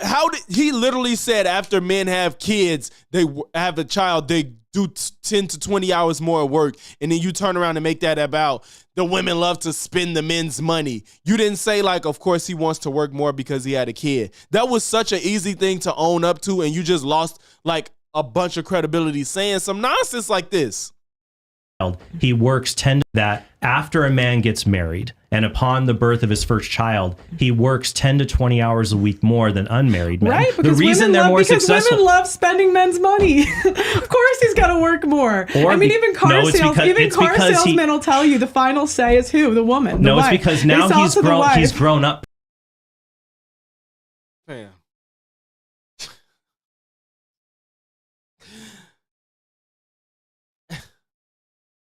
She has 2 million subscribers, y'all. She has 2 million subscribers. Pearl. He's grown up and he realizes life isn't just about him. He has to take care of other people. My wife's credit card spending is off the chain, and that's the thing. I am Men in the have field. more credit card debt than women. I am in the field. I am in the field. That's the thing. What field? What expertise do you have in this? Because when you actually interview the men, field. You have a selection bias. You are not in the field. You are not in the field. You have a selection bias to purport your talking points. That's it. Loathe, bro. What's all the words? Loathe, despise, hate, have contempt for. Everything you could think of, she falls into that. She said, my girl said, I'm in the field. No, the fuck you're not. You not in the field. She's just out here looking at the worst, the men that have been fucked over the most. That's like me saying, like, I'm trying to think of an analogy. That's like me saying, let me go look into footwork culture. I want to go look at the culture of footwork. And then I go look at all the niggas that can't footwork and that tried and weren't good at it. Like, that's like, yeah, let me go. I want to find out more about footwork culture. And then I go talk to every nigga that tried it and gave up. That's like what she's doing right now. She's like, I want to figure out what no, she actually is going in with bad faith in the first place because she doesn't want to find out about marriage. She wants to find out, she wants to see all of the bad things that come with getting married and then getting divorced. Not even just like marriage. It's like, I want to find out what men deal with marriage and then get divorced. No, let me not stop there. And then the ones that had a bad experience because of after the divorce. She's not just looking at men that got married, period, married and then got divorced, and then married and got divorced and had a bad experience, married and got divorced and had a good experience. She said, let me go look at all the bad experiences that happen after men get married and divorced, and then going from there and acting like that represents everybody. Literally. Gone through this, you have a completely different perspective. And that's the thing, because you can we just went through COVID. It don't give you a different perspective. It just lets you see the worst of the worst. That's not everybody knows that there's bad situations that could come from anything. You get in a car every fucking day and it's the most dangerous thing you could do. How many studies did they have? And experts that came out and said, COVID, you should take the shot. Oh, sorry, I don't want to YouTube you, but you have 1 minute left. But do y'all see how flustered she is? She just jumped like 3 different topics and then said, I don't want to YouTube you. She couldn't even, she's so flustered that she can't even speak English anymore. COVID, how many studies did they have? Completely different. That's the thing, because when you actually interview the men that have gone through this, you have a completely different perspective. And that's the thing, because we just went through COVID. How many studies did they have? And experts that came out and said, COVID, you should take the shot. Oh, sorry, I don't want to YouTube you, but you have 1 minute left. But she doesn't. My entire point is, you can make a study that says anything, but if you look at reality, so studies are wrong except for the ones you cite for your position. Right. She's been citing studies, but just reading them off but they don't really have any relation to her conclusion. She just reads off numbers and acts like it supports what she already believes. And then says studies can say anything, but yeah, you citing studies to purport what you believe. And then when he gives counter studies, his studies can say anything. Come on, bro. Get reality. You would never sign a contract that someone is paid to leave, and the quality. Because she's flustered. She meant to say, I don't want to demonetize. She probably wanted to say demonetize. I don't want to demonetize you. Because you can't say, I guess, COVID or shot or injection or vaccine. You can't, like, when you say vaccine and COVID, maybe YouTube acts weird, I guess, depending on the channel and what you're saying. But she said, I didn't want to YouTube you because she's flustered and just, she couldn't speak English for a second. There are just not enough wives to go around. You have 40 seconds left. Feel free to ask him more questions. No, I think that's it. All right. No problem. All right, we've got 20 minutes. Look at you're asking the questions. You're responding to them. She's so out of her element because she's not going to be able to cut him off at all. She's like so like uncomfortable. That's why she can't stop moving. And you see Trent like, let me hold my beer real quick. No problem. All right, we've got 20 minutes. Again, you're asking the questions. You're responding to them. All right. We'll try not to talk over each other just for the sake of those at home as best as we're able. Ready, set, go. Alrighty. It's kind of fun. It is fun. You'll get addicted to it after a while. I was a little nervous, but it's kind of fun. Then you get right into it. It's just fun. We see you nervous, girl. Alrighty. We brought up something earlier about men. Do you think men and women have equal basic value, like equal dignity? What do you mean by dignity? They have the same intrinsic goodness. Men and women are equal in their basic value, their goodness as human beings. Like I think that get the likes up. Because it depends, right? It depends how, Why is this question hard to answer? Why isn't it just yes? Why isn't the answer yes? He said, are men and women equal as far as dignity as a human being? And she's saying, what do you mean? Hello? I think that men do more good in society than women. And I'm assuming that's like the tweet you're talking about. But no, I'm asking because earlier. She didn't even say good. I mean, he didn't say, his initial question wasn't about good. It was about, are they equal as far as dignity as a human? I said men and women are equal, and you denied that. And I said I agree that men and women are unequal in many ways. But surely, like, for example, do white and black people have equal dignity? Yeah, sure. Do men and women have... Why was that so easy to say, but you could not say it for women and men? Are you kidding me? Equal dignity. Sure. Okay, good. That's really good to hear. And she knew that she could not go back from that. That's why she answered quick that time. She couldn't, that was going to look terrible if she would have went back on that. All right.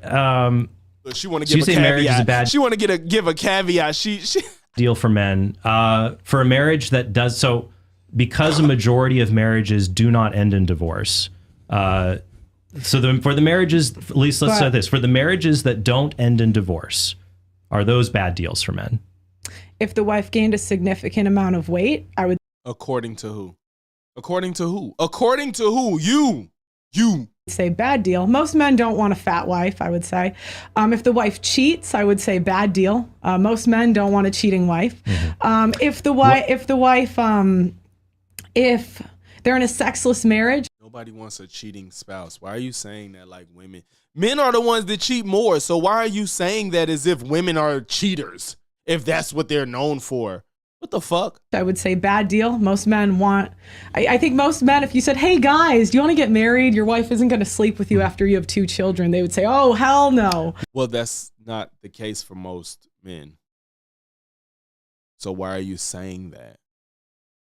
What? Oh, hell no. Pearl, So- what would be the best? Let's say a man says, I would like a long-term sexual relationship with a woman. Okay. What would you say is the best relationship kind for What do you him mean? to obtain that? What do you mean by best? If a guy says to you, Pearl, I would like a long-term sexual relationship with a woman, what kind of relationship should I pursue? Marriage, cohabitation, dating? Which would be the best strategy? It depends on the state you're in, because some states have different states have different laws. Just in general. Would you say? Well, I don't. There's no general. No, just there's fine. no general How did answer. that become about states? That's not a question about states and laws. What the fuck are you talking about? Because it would depend on the state. Why would it? Because what you're saying is that the Like, harm. for example, well, no, in let me some- finish okay, because okay. I get to Yeah, interrupt yeah. now, and that's where it gets fun. Go ahead. Because what Go ahead. you're That's saying where it is, gets fun. well, it's not. Even though the majority of marriages don't end in divorce, you still say those are a bad deal because women gain weight, even though men gain weight also. But you Sorry, have what to. about the men though? Do men in long-term cohabiting relationships, do those women gain weight? Not as much, but the difference is it's easier to get out of. So if a woman gains weight, it's much easier to break up with a girlfriend than it is a wife. Okay. So you're able to have higher standards. How much weight can a woman gain in marriage before you consider her unmarriageable? Depends on the guy. I think So now that depends on the guy. It didn't depend on the guy when just simply even having these standards in the first place. That doesn't depend on the guy, right? Right? it's unfair more than like 20 pounds, 15 pounds. Mhm. Yeah. What are you doing, ladies? Get on the treadmill. What are you doing, man? Okay. Yeah, I think it's okay. And I think it's but- good for women. But- I think it but is good according for to- women but if according men to have Gordon, standards But according for to that us. Gordon Larson study, cohabiting women gain, what was it? The studies I've seen, it's less. Less, but they still. I've seen around 10. I've seen 10. That's the study you're citing for 24 pounds gain. They gain 18 pounds in marriage. People, the problem is if you're saying that it's a bad deal for men to be in a relationship where women gain weight, and if women gain weight in all relationships, aren't you really just saying women are a bad deal for men, right, not women. marriage? No, It's I'm women. saying that women, the difference is in a long-term relationship, you can say you need to change or I'm going to go. And women tend to act better when men have standards. Okay. Do you agree that married men rate themselves? Do married men live longer than unmarried men? Yeah, probably. Okay, so that's Because I think women tend to pick healthier men. okay. I mean, I'm a woman. We want, I mean, why do you think women are throwing themselves at these like NBA player? We want the good genes. Are most men who get married not NBA players? No, Right. but you can see when you look at the men that women are throwing themselves at, you can see what women select for. Okay. So, but you would agree though that even if that is correct, even if it's correct that women choose men who are happier and healthier. If a man chooses to get married, then that would seem that he is or has made himself to be a happy, healthy individual. Yeah. Right? If he gets successfully marries. Can you say the question? If a man successfully marries a woman, does that mean he has become a happy and healthy individual? Not because of the marriage, No, but but she was probably selected because he was that type of person. So he's made himself into that kind of a person. He's disciplined himself. He's, made himself at least somewhat successful, happy and healthy. Okay, good. So he becomes that. I wouldn't attribute it to marriage, though. But I would attribute it to I think men are going to do what they're going to do. They're on a mission. On average, though, does marriage take that away from men, their happiness and their health? Good question. I would say yes. I would say there are more men in unhappy marriages than happy. Out of the original 100 that got married. Do you have a so okay, if you take the I'm answering the question. Go ahead, sure. You want That's fine. So the study you're talking about, really 35%. I've heard that's a bit dishonest. I've heard it's more 50%, 45% of marriages end in divorce. The last one was from 2023. I know it was a little off because of COVID, but I think if you include sexless marriages, women that belittle their husband, that's really common. Women that that's really common to who said when who that's really common. No, I don't believe you. I'm not taking your word on that. I'm not taking your word on that. Not. Because how you know? Because of the men that you talk to that had divorces and they ended up bad and they ended up in a worse situation. That's what makes it common. You literally are selecting from the smallest portion of these people. Make fun of their husbands in public. Then you're taking it away from my husbands in public. Come on, dog. These are not like issues that most married men deal with on a regular basis. It's just not. It's just all you're saying is that women suck. That's all you're saying. That's all you're saying. My main point. So you're claiming that these happy, healthy men who get married, the majority of them, they lose their happiness.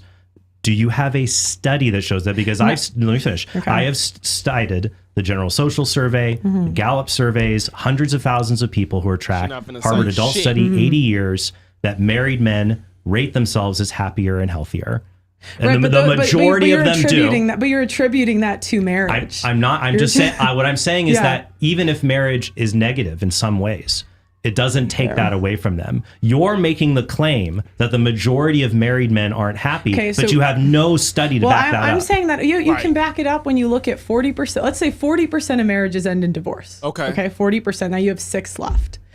A quarter of them are sexless. Boom, that's over 50.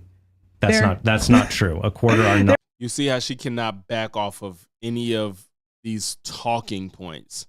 She can't substantiate anything she's saying beyond talking points, and she's ignoring what he says just to reiterate what she already believes. There you go. Women on average, and then on average, so at least half of the women gain 25 pounds. I'm going to ask you another question. And all these standards are things that you saying are a bad thing, as if men go into marriages dreading these things, and that's not the case. Ask you another question again. So we do surveys, and we ask people if they're happy.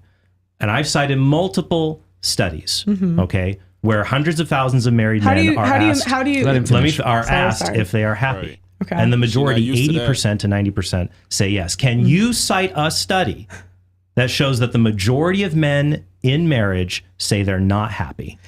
Well, you're saying in marriage. I'm including divorced.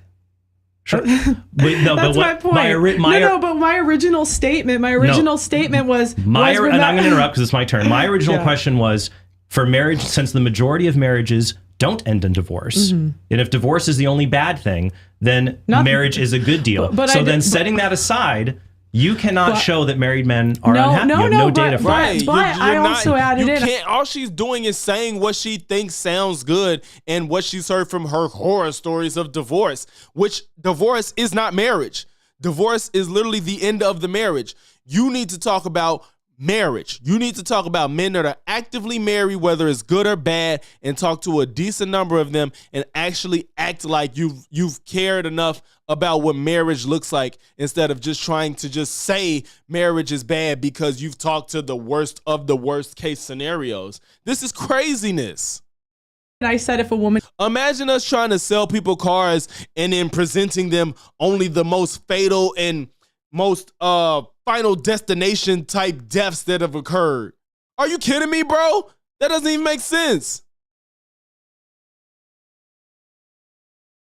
woman gains weight, that's a bad deal. If a woman cheats, that's a bad deal. Do the men say it's not worth it? But do the men say it's not worth it to them? Exactly. You asked what I would classify as a successful marriage. Or you asked, I made the premise. The debate is not whether Pearl thinks marriage is a bad deal. You said I could make the premise. Yeah, but so I said a good deal is classified as a woman that stays in shape, F's her husband, and stays married and is obedient. Okay. So if she's not if she's not having sex with her husband and she's gaining weight, who should determine? That's 60%. At least half of them are doing that. Who should we look to determine the standard of whether marriage is a good? Let me finish. Whether marriage is a good deal. Married men or Pearl Davis? I think you should look at men and what they're choosing, and they're not choosing marriage.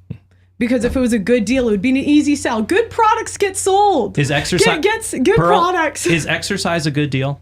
Or is exercising a good deal? Exercising is a good deal, but most people sign up for it? I wouldn't say those are the same thing. Because again, if women were benefiting men, like they were 100 years ago, if we look at 100 years ago, men signed up for marriage within 3 months. That's all it took. All right, here's my next question. Here's my next question. If marriage is so bad, including people who end in divorce. I didn't say all marriage is bad. Okay. If in general marriage, I said out of 151 will fail. If it's more likely, if it's greater than not, that marriage it will be bad, and if that's the case, why do 65% of divorced men get married again, even though they've already been through a marriage that's failed? If it's so bad, Pearl, why do the majority of men get married again? Well, I would say, people don't always make logical decisions when it comes to love. But or you don't make logical decisions before you speak. I think that makes more sense. My question would go back to, why aren't men signing up in general? Okay, so anybody who just disagrees with your standard of marriage, they're just being illogical. No. Right. Yes. No. That is what you're saying. That's the only logical train that you can folloll. Okay. Anybody who just disagrees with your standard of marriage, they're just being illogical. Logical decisions when it comes to love. Well, it's failed. If it's so bad, Pearl, why do the majority of men get married again? Right. Why do majority of men get married again? Well, I would say, people don't always make logical decisions when it comes to love. So, therefore, why do men marry again? She said, well, people don't make logical decisions when they're in love. Meaning if you decide to marry again after you've been divorced, you don't make logical decisions. That means she didn't even leave room to say maybe. She said people don't make logical decisions when they're in love. So she's saying if you do it, that means you're making an illogical decision. But my question would go back to, why aren't men signing up in general? Okay, so anybody who just disagrees with your standard of marriage, they're just being illogical. Yes, because she just laid out her standards of marriage and the reason why men would marry again after getting a divorce. And he's asking a very reasonable question. So if people don't agree with what you're saying, they're just illogical, right? No. Okay. And she's saying no. You can't have it both ways, Pearl. You full of shit. I said a good deal. I clarified it in the beginning. I said good deal, doesn't gain weight, sleeps with her husband, stays married. I think that's the bare minimum. Why can't this be a good deal for marriage if a married man says that he's happy? Because I don't think that happy. I think one married man says that he's happy. because I don't think that I think happiness studies, like how do they measure it? Now, literally- now you got all the questions and the nuance to figure out shit when it disproves what the fuck you gotta say, bro. Like this woman is I need a break. Hold on. I gotta piss, y'all. Hold on. Please forgive me.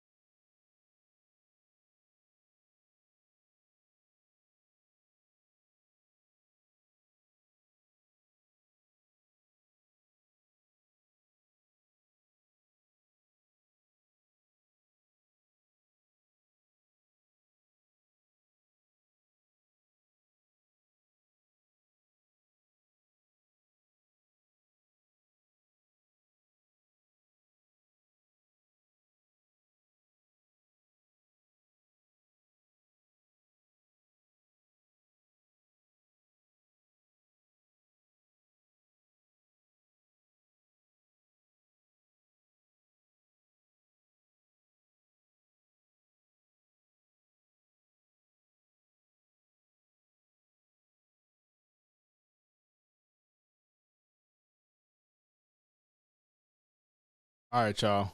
We're getting through this. Really ask the person if they're happy. Yeah, people lie. Okay, so it's just a giant People conspiracy. lie. It's not a Everything is conspiracy. everything that goes against you is. Okay. a So lie. do you think most It's men who are illogical. married are unhappy? I think most men that sign up for marriage out of the original, not stay married, that sign up for marriage, 51 are unhappy with that original deal. And we can agree at least 40% divorce, right? Yeah, there's So, a 40%. okay. But that, So but what percent of men rate themselves as happy, You don't get to, actually? you don't get to ask that Okay, the questions. fine. I get to ask them. And as I said before, just because a marriage ends in divorce, it doesn't mean that person now thinks that marriage is a bad deal, since the majority of men who get divorced choose to go back and get married anyways. I want to go back to some of the different. Why don't the majority of men sign up for marriage? You don't get to ask. I'm going to go back here. Because if it was And I such a feel like good he deal, already they'd said sign that. up. Didn't he already Yeah, answer well, that? They there's- would. Good okay. products get He sold. talked about the gym. You know, you think Okay. Didn't he bring up the gym analogy? If isn't staying in shape and being healthy good, so why isn't everybody signing up for the gym? What are you talking about? Way less of a financial burden than marriage/divorce, right, Pearl? Right? Wouldn't you say there's less risk in signing up for a gym membership than marriage? I don't see everybody running to the gym. Sounds like a great idea, doesn't it? Yeah, Elon Musk is running out of his cars. Okay. When they first came out, anyways. I don't know about now, but You're still comparing fucking inanimate objects to people and all the nuance that comes with it, bro. All right. I heard that truck was bad. All right. The truck was bad. Let's see here, because you've brought up. After you just tried to use it as an analogy for your point. then you 80% of women All right, get you say- HPV. That's crazy. Okay, what percent of Oh God, and men can pass HPV and it's worse because we don't know when we have it, Pearl. We don't know. Most women that get exposed to HPV as well, but it isn't affecting most of them. 80% of women All right, get you say- HPV. That's crazy. Okay, what percent of men get HPV? Exactly. Similar, but they're only the sexually active. Similar. That's exact. I'm like, men pass it to women. What's she finna say? But that's only the sexually active men. Obviously, they're sexually active if they got HPV. Okay, what percent of men get HPV? Similar, but they're only the sexually active ones, and there's a higher percent of sexually active women. Yeah, than men. I guess I'll start asking these questions. Wait, what the fuck? Do men have a lot of STDs? A smaller, not at the. They're at a lower rate than women. How do you know that? You can Google it. It's CDC. Okay, but still, do the majority of men have STDs who are unmarried, sexually active? Well, if they're sexually active, but the minority. This is the thing. You guys don't know what's going on. Answer this Because fucking you guys have been out of the question. game so long. The number one way that people are meeting is dating apps. Answer his question. Women swipe right 5, 10, up to 20% of the time. What does that mean? Okay. More So, is a a man- minority of men can even sleep around. So when you guys are saying men stop sleeping around, a minority of men even get the She's not choice to answering. do that. Do men Not cheat? answering. Yeah. Okay. So if a man cheats and he leaves his wife to be with another woman, is it fair that he should have to compensate her by paying for things like child support now that he's abandoned her? Holy shit. Holy shit. Holy shit. This is gonna be good. I need to hear what the fuck she finna say. Holy shit. Okay. Because this is the crux of everything that she says about child support. Okay. So if a man cheats and he leaves his wife to be with another woman, is it fair that he should have to compensate her by paying for things like child support now that he's abandoned her? Is he going to be an active father? She finna try to throw in all these caveats before she can answer. If a Well, man, it's no, one thing. So no, I'm I'm gonna ask the asking, question okay. again. If a man I'm clarifying. if a man is married to a woman, they have 3 kids, and he says, "Wow, I'd like to be married to this other lady instead that I had an affair Okay. with," and he abandons his wife and children, and his wife has been raising these kids, and now they're on their own. isn't it just that he should compensate them for putting them in that position by paying child support? How many kids? How old? Let's say 3 kids, 3, 6, and 9. It don't matter. 3, 6, and 9. And he completely abandoned them, not even... So he tells the wife, you can have full custody of the kids. I want to go and get remarried. Shouldn't he have to support them since he was an awful person and abandoned them and put them in this position? You know what? Sorry. No, I don't believe in child support. I don't believe in alimony. I think it's equal. Women have fought. We have fought. Yo!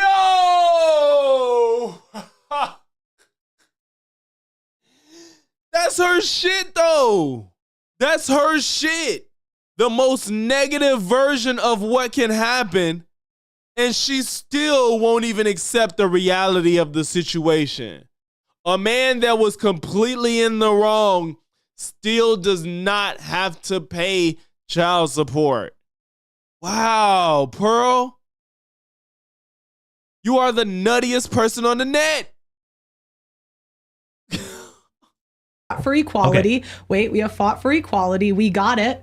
So now you get a job like everyone else. It's a sad situation, but overwhelmingly men aren't the ones doing that. Women, there are far more deadbeat moms than deadbeat ignoring dads. everything Do you think you simp for comes men? with this shit. No. You're a So liar. you don't call it simping for men and saying that, she couldn't even say if that a woman shit with a straight does something face, bad, bro. you think Men aren't the ones.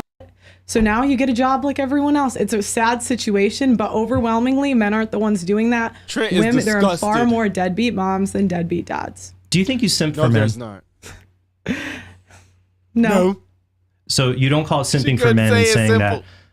that if a woman does something bad, she should have to pay consequences for it. But if a man, if a no, woman- I'm going to finish. If a Okay. man abandons his family because he wants to screw some other lady and puts them into poverty, you're saying he shouldn't have to spend a dime on that. Yeah, Why? equality, baby, because women abandon their families all the time and they're not punished, they're rewarded. So I say equal rights, equal lefts. You guys fought for equality, here it is. Then isn't the answer, shouldn't the answer be both, that instead of saying both men and women should be allowed to be awful people, shouldn't we say men and women should both be held to higher standards? I would say, I don't, it depends what you good way mean to by put it. higher standards, but what I would say is I don't think we should have child support. I don't think we should have alimony. I think it's wrong. So I don't if a think, One man of those things aban- are he just- wrong in nature. Neither one of those things, and they make sense for why they exist. What are we talking about, bro? leaves, his wife has been a stay-at-home mom for 10 years, Right. 3 kids. Stay-at-home mom. She has been out of the workplace, gonna have a difficult time so she finding can't a just hop job. back in And find I a know good-paying personal job. women that this has happened to, and he leaves and goes has sex with someone else. We're not talking about other women being bad. You're saying in that case, the man shouldn't be compelled to provide for the family he abandoned. Well, I would say for the same case that if women cheat and leave for another husband, they shouldn't have alimony or child support either. I'm saying in both cases we should not have alimony. Let me and ask you another child question. support. Let's say you have. Let me ask you this. I don't believe in paying people to make wrong decisions. Okay. I don't believe in that. They're not, All right, but so she's if a acting woman- like they just get like some type of settlement for getting a bad deal and then getting excommunicado. No, the money is for the child. The money is for the fact that, or the child support is for the child. The alimony is for the fact that she foregone working for X amount of time, and then she gets compensated for all the time she's lost from working and having to potentially raise kids or just maintain a fucking lifestyle, because if she hasn't been working for X amount of years and then has to go back into the field, it's not going to be as easy, and she's got to take a dramatic dip in lifestyle, which isn't fair because she did that because of the husband. Or vice versa, if the man is the one that don't make the most money. Talk to Mary J. Blige, shorty. Let's say you have a stay-at-home dad, successful woman, has been out, she's boss Can girl. she be a lawyer? Sure, she's All right. she's the boss girl lawyer, turns into the She-Hulk when she needs to, whatever. Yeah, Okay. all right. And she's been making a lot of money, and then she leaves her husband and kids, says, "Hey, Frank, you can have the kids. I'm going to run off with this other lawyer at the office." And now he and the kids are in poverty. Do you think that she should have to pay child support to them? Nope. I think Okay. he should get a job, Okay. and so should she. So you don't believe? Yeah, she do you, knows that yeah. she Do you can't believe go in back on marriage that. at She all? can't, I believe. make that type of hypocrisy. What kind of marriage? That's the. I don't believe in marriage as it is today. What- If we tomorrow got rid of child support, got rid of alimony, got rid of all these incentives for bad decisions, fine. Pearl, then I would have no problem. But my issue is, one, the quality of women is lower than ever before. Pearl, the risk is higher, and women are paid to Pearl, leave. what is marriage? She don't know. One person for a lifetime, and the woman submits to her husband and is an obedient for a lifetime. She gotta make But that clear. I am not. She has to. Well, and see, I guess my head goes in a couple directions, because the other thing is, today it's gotta make nothing. that point. Today, you said the average marriage is longer than 7 years. Let's say it's 12 years. The median length is 21 years. The average, let's say 21. That's still not a lifetime. And a quarter of divorces are gray divorces. So it happens when people are in their 50s and 60s. So that's the other thing about these stats. It doesn't predict who in the future gets divorced. It It's says true. today. So it doesn't include people that are separated. I know couples in their 50s and 60s. They've been separated for years. They're still counted as married. So.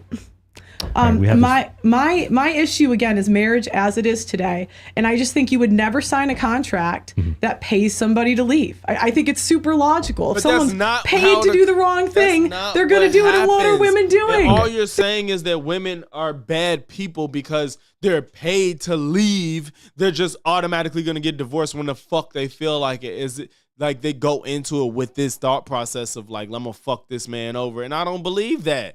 And if you do, that's fucked up on your part. They're leaving. I'm so marriage, shocked. If marriage is a lifelong union, and let's say a woman does what you say she should do, right?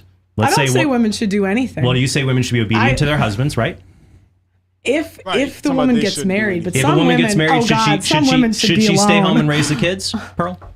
If she Well, it depends, and I can't give you a straight answer. Like I can't give you a straight answer. It depends. What does he want? let's say he wants her to That's- stay home and raise kids. Fine, then yeah, sure. And you think that that's a reasonable thing. So The if a majority of women aren't, if a though. woman That's not do- the majority. if a- let- And let- that's the thing that, No, like, let me finish. go So if a ahead. woman does that, then she takes a significant amount of risk, right? Mm-hmm. You know, she makes herself. Does she take risk Girl, in nervous as choosing to fuck. become financially dependent on one person?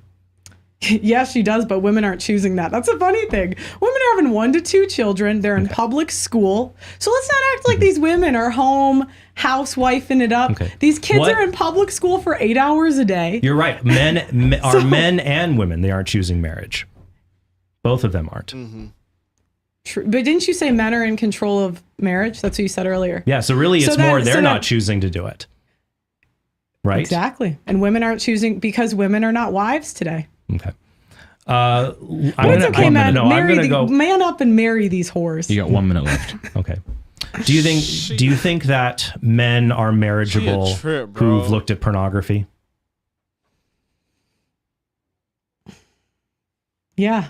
How about men who have helped Talking about, run the so- camera at OnlyFans? So he marriageable for looking at porn, but you just act like porn is. Okay. To be fair, looking at porn and participating in porn is 2 different things. But with Pearl, she wouldn't. I bet you she would say if a woman looked at porn, she shouldn't be married.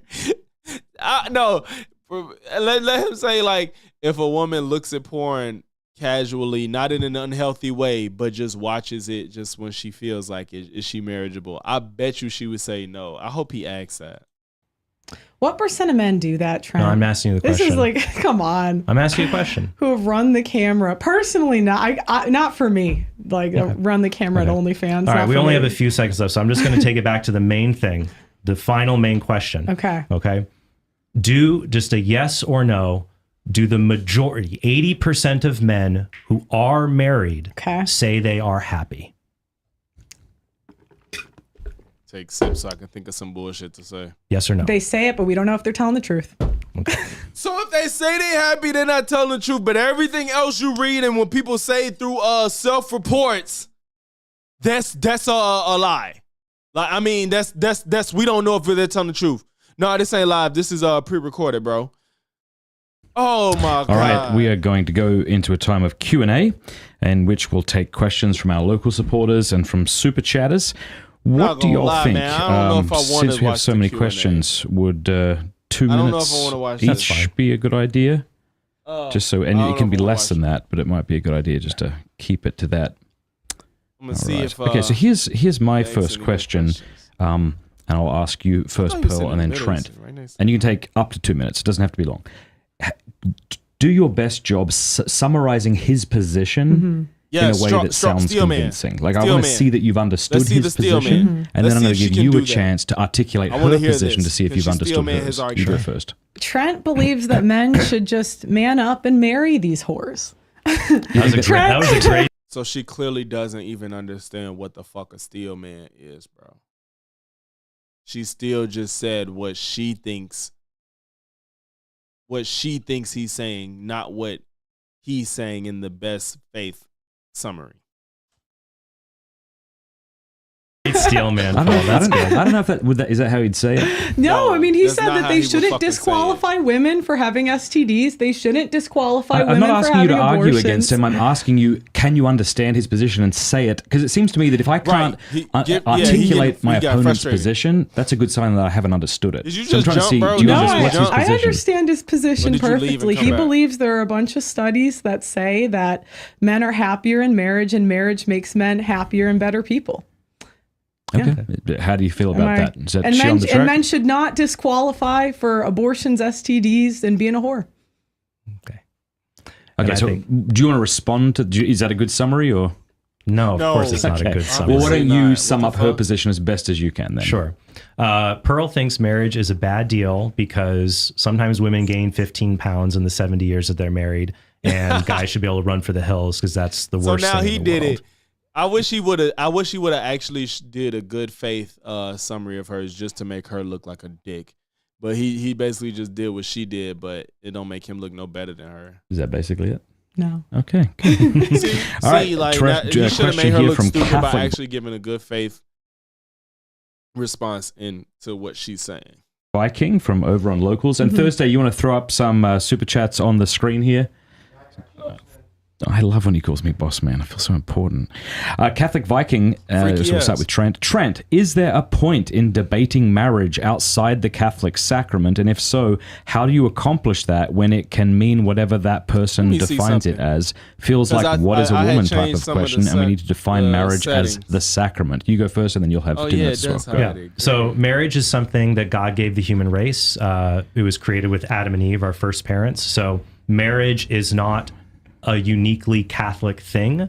That's why when the government tries to change marriage to make so-called same-sex marriage, that's wrong, because the government can't change what marriage is any more than it can change what friendship or justice is. Marriage is a natural institution. Nearly every society on earth has discovered it for the good of men and women and the children that proceed from their unions. So marriage is a natural institution. The Catholic Church recognizes that if someone in Pacific Islands or in another country, if they enter into a monogamous, ideally lifelong, sexually exclusive union. All right. So we're going to call it. Yeah. If y'all want to see the Q&A, this is Pints with Aquinas. In studio debate, is marriage a bad deal for men? Pearl Davis versus Trent Horn. I'm not going to go through the Q&A. This was a long one. This was a doozy. So my battery is out of there, bro. Because Pearl's level of idiocracy is just unfathomable at this point. I don't even know how the fuck she puts her clothes on every morning.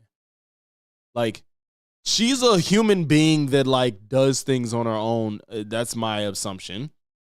I don't know what happens behind closed doors. But this is an adult person that's actively breathing the same air as y'all and has a 2 million subscriber YouTube channel. I can't make those things make sense, but it is what it is. And I'm just here to laugh at motherfuckers like her and people that support her, because it's honestly pathetic as fuck. But it makes for good content and good laughs and good times. So till next time, y'all, appreciate everybody that slid through the chat. If you're still in here at this point of the stream, make sure you leave a like, comment, sub. If not one, then all three. Definitely helps in the algo. Till next time, y'all, this Logix.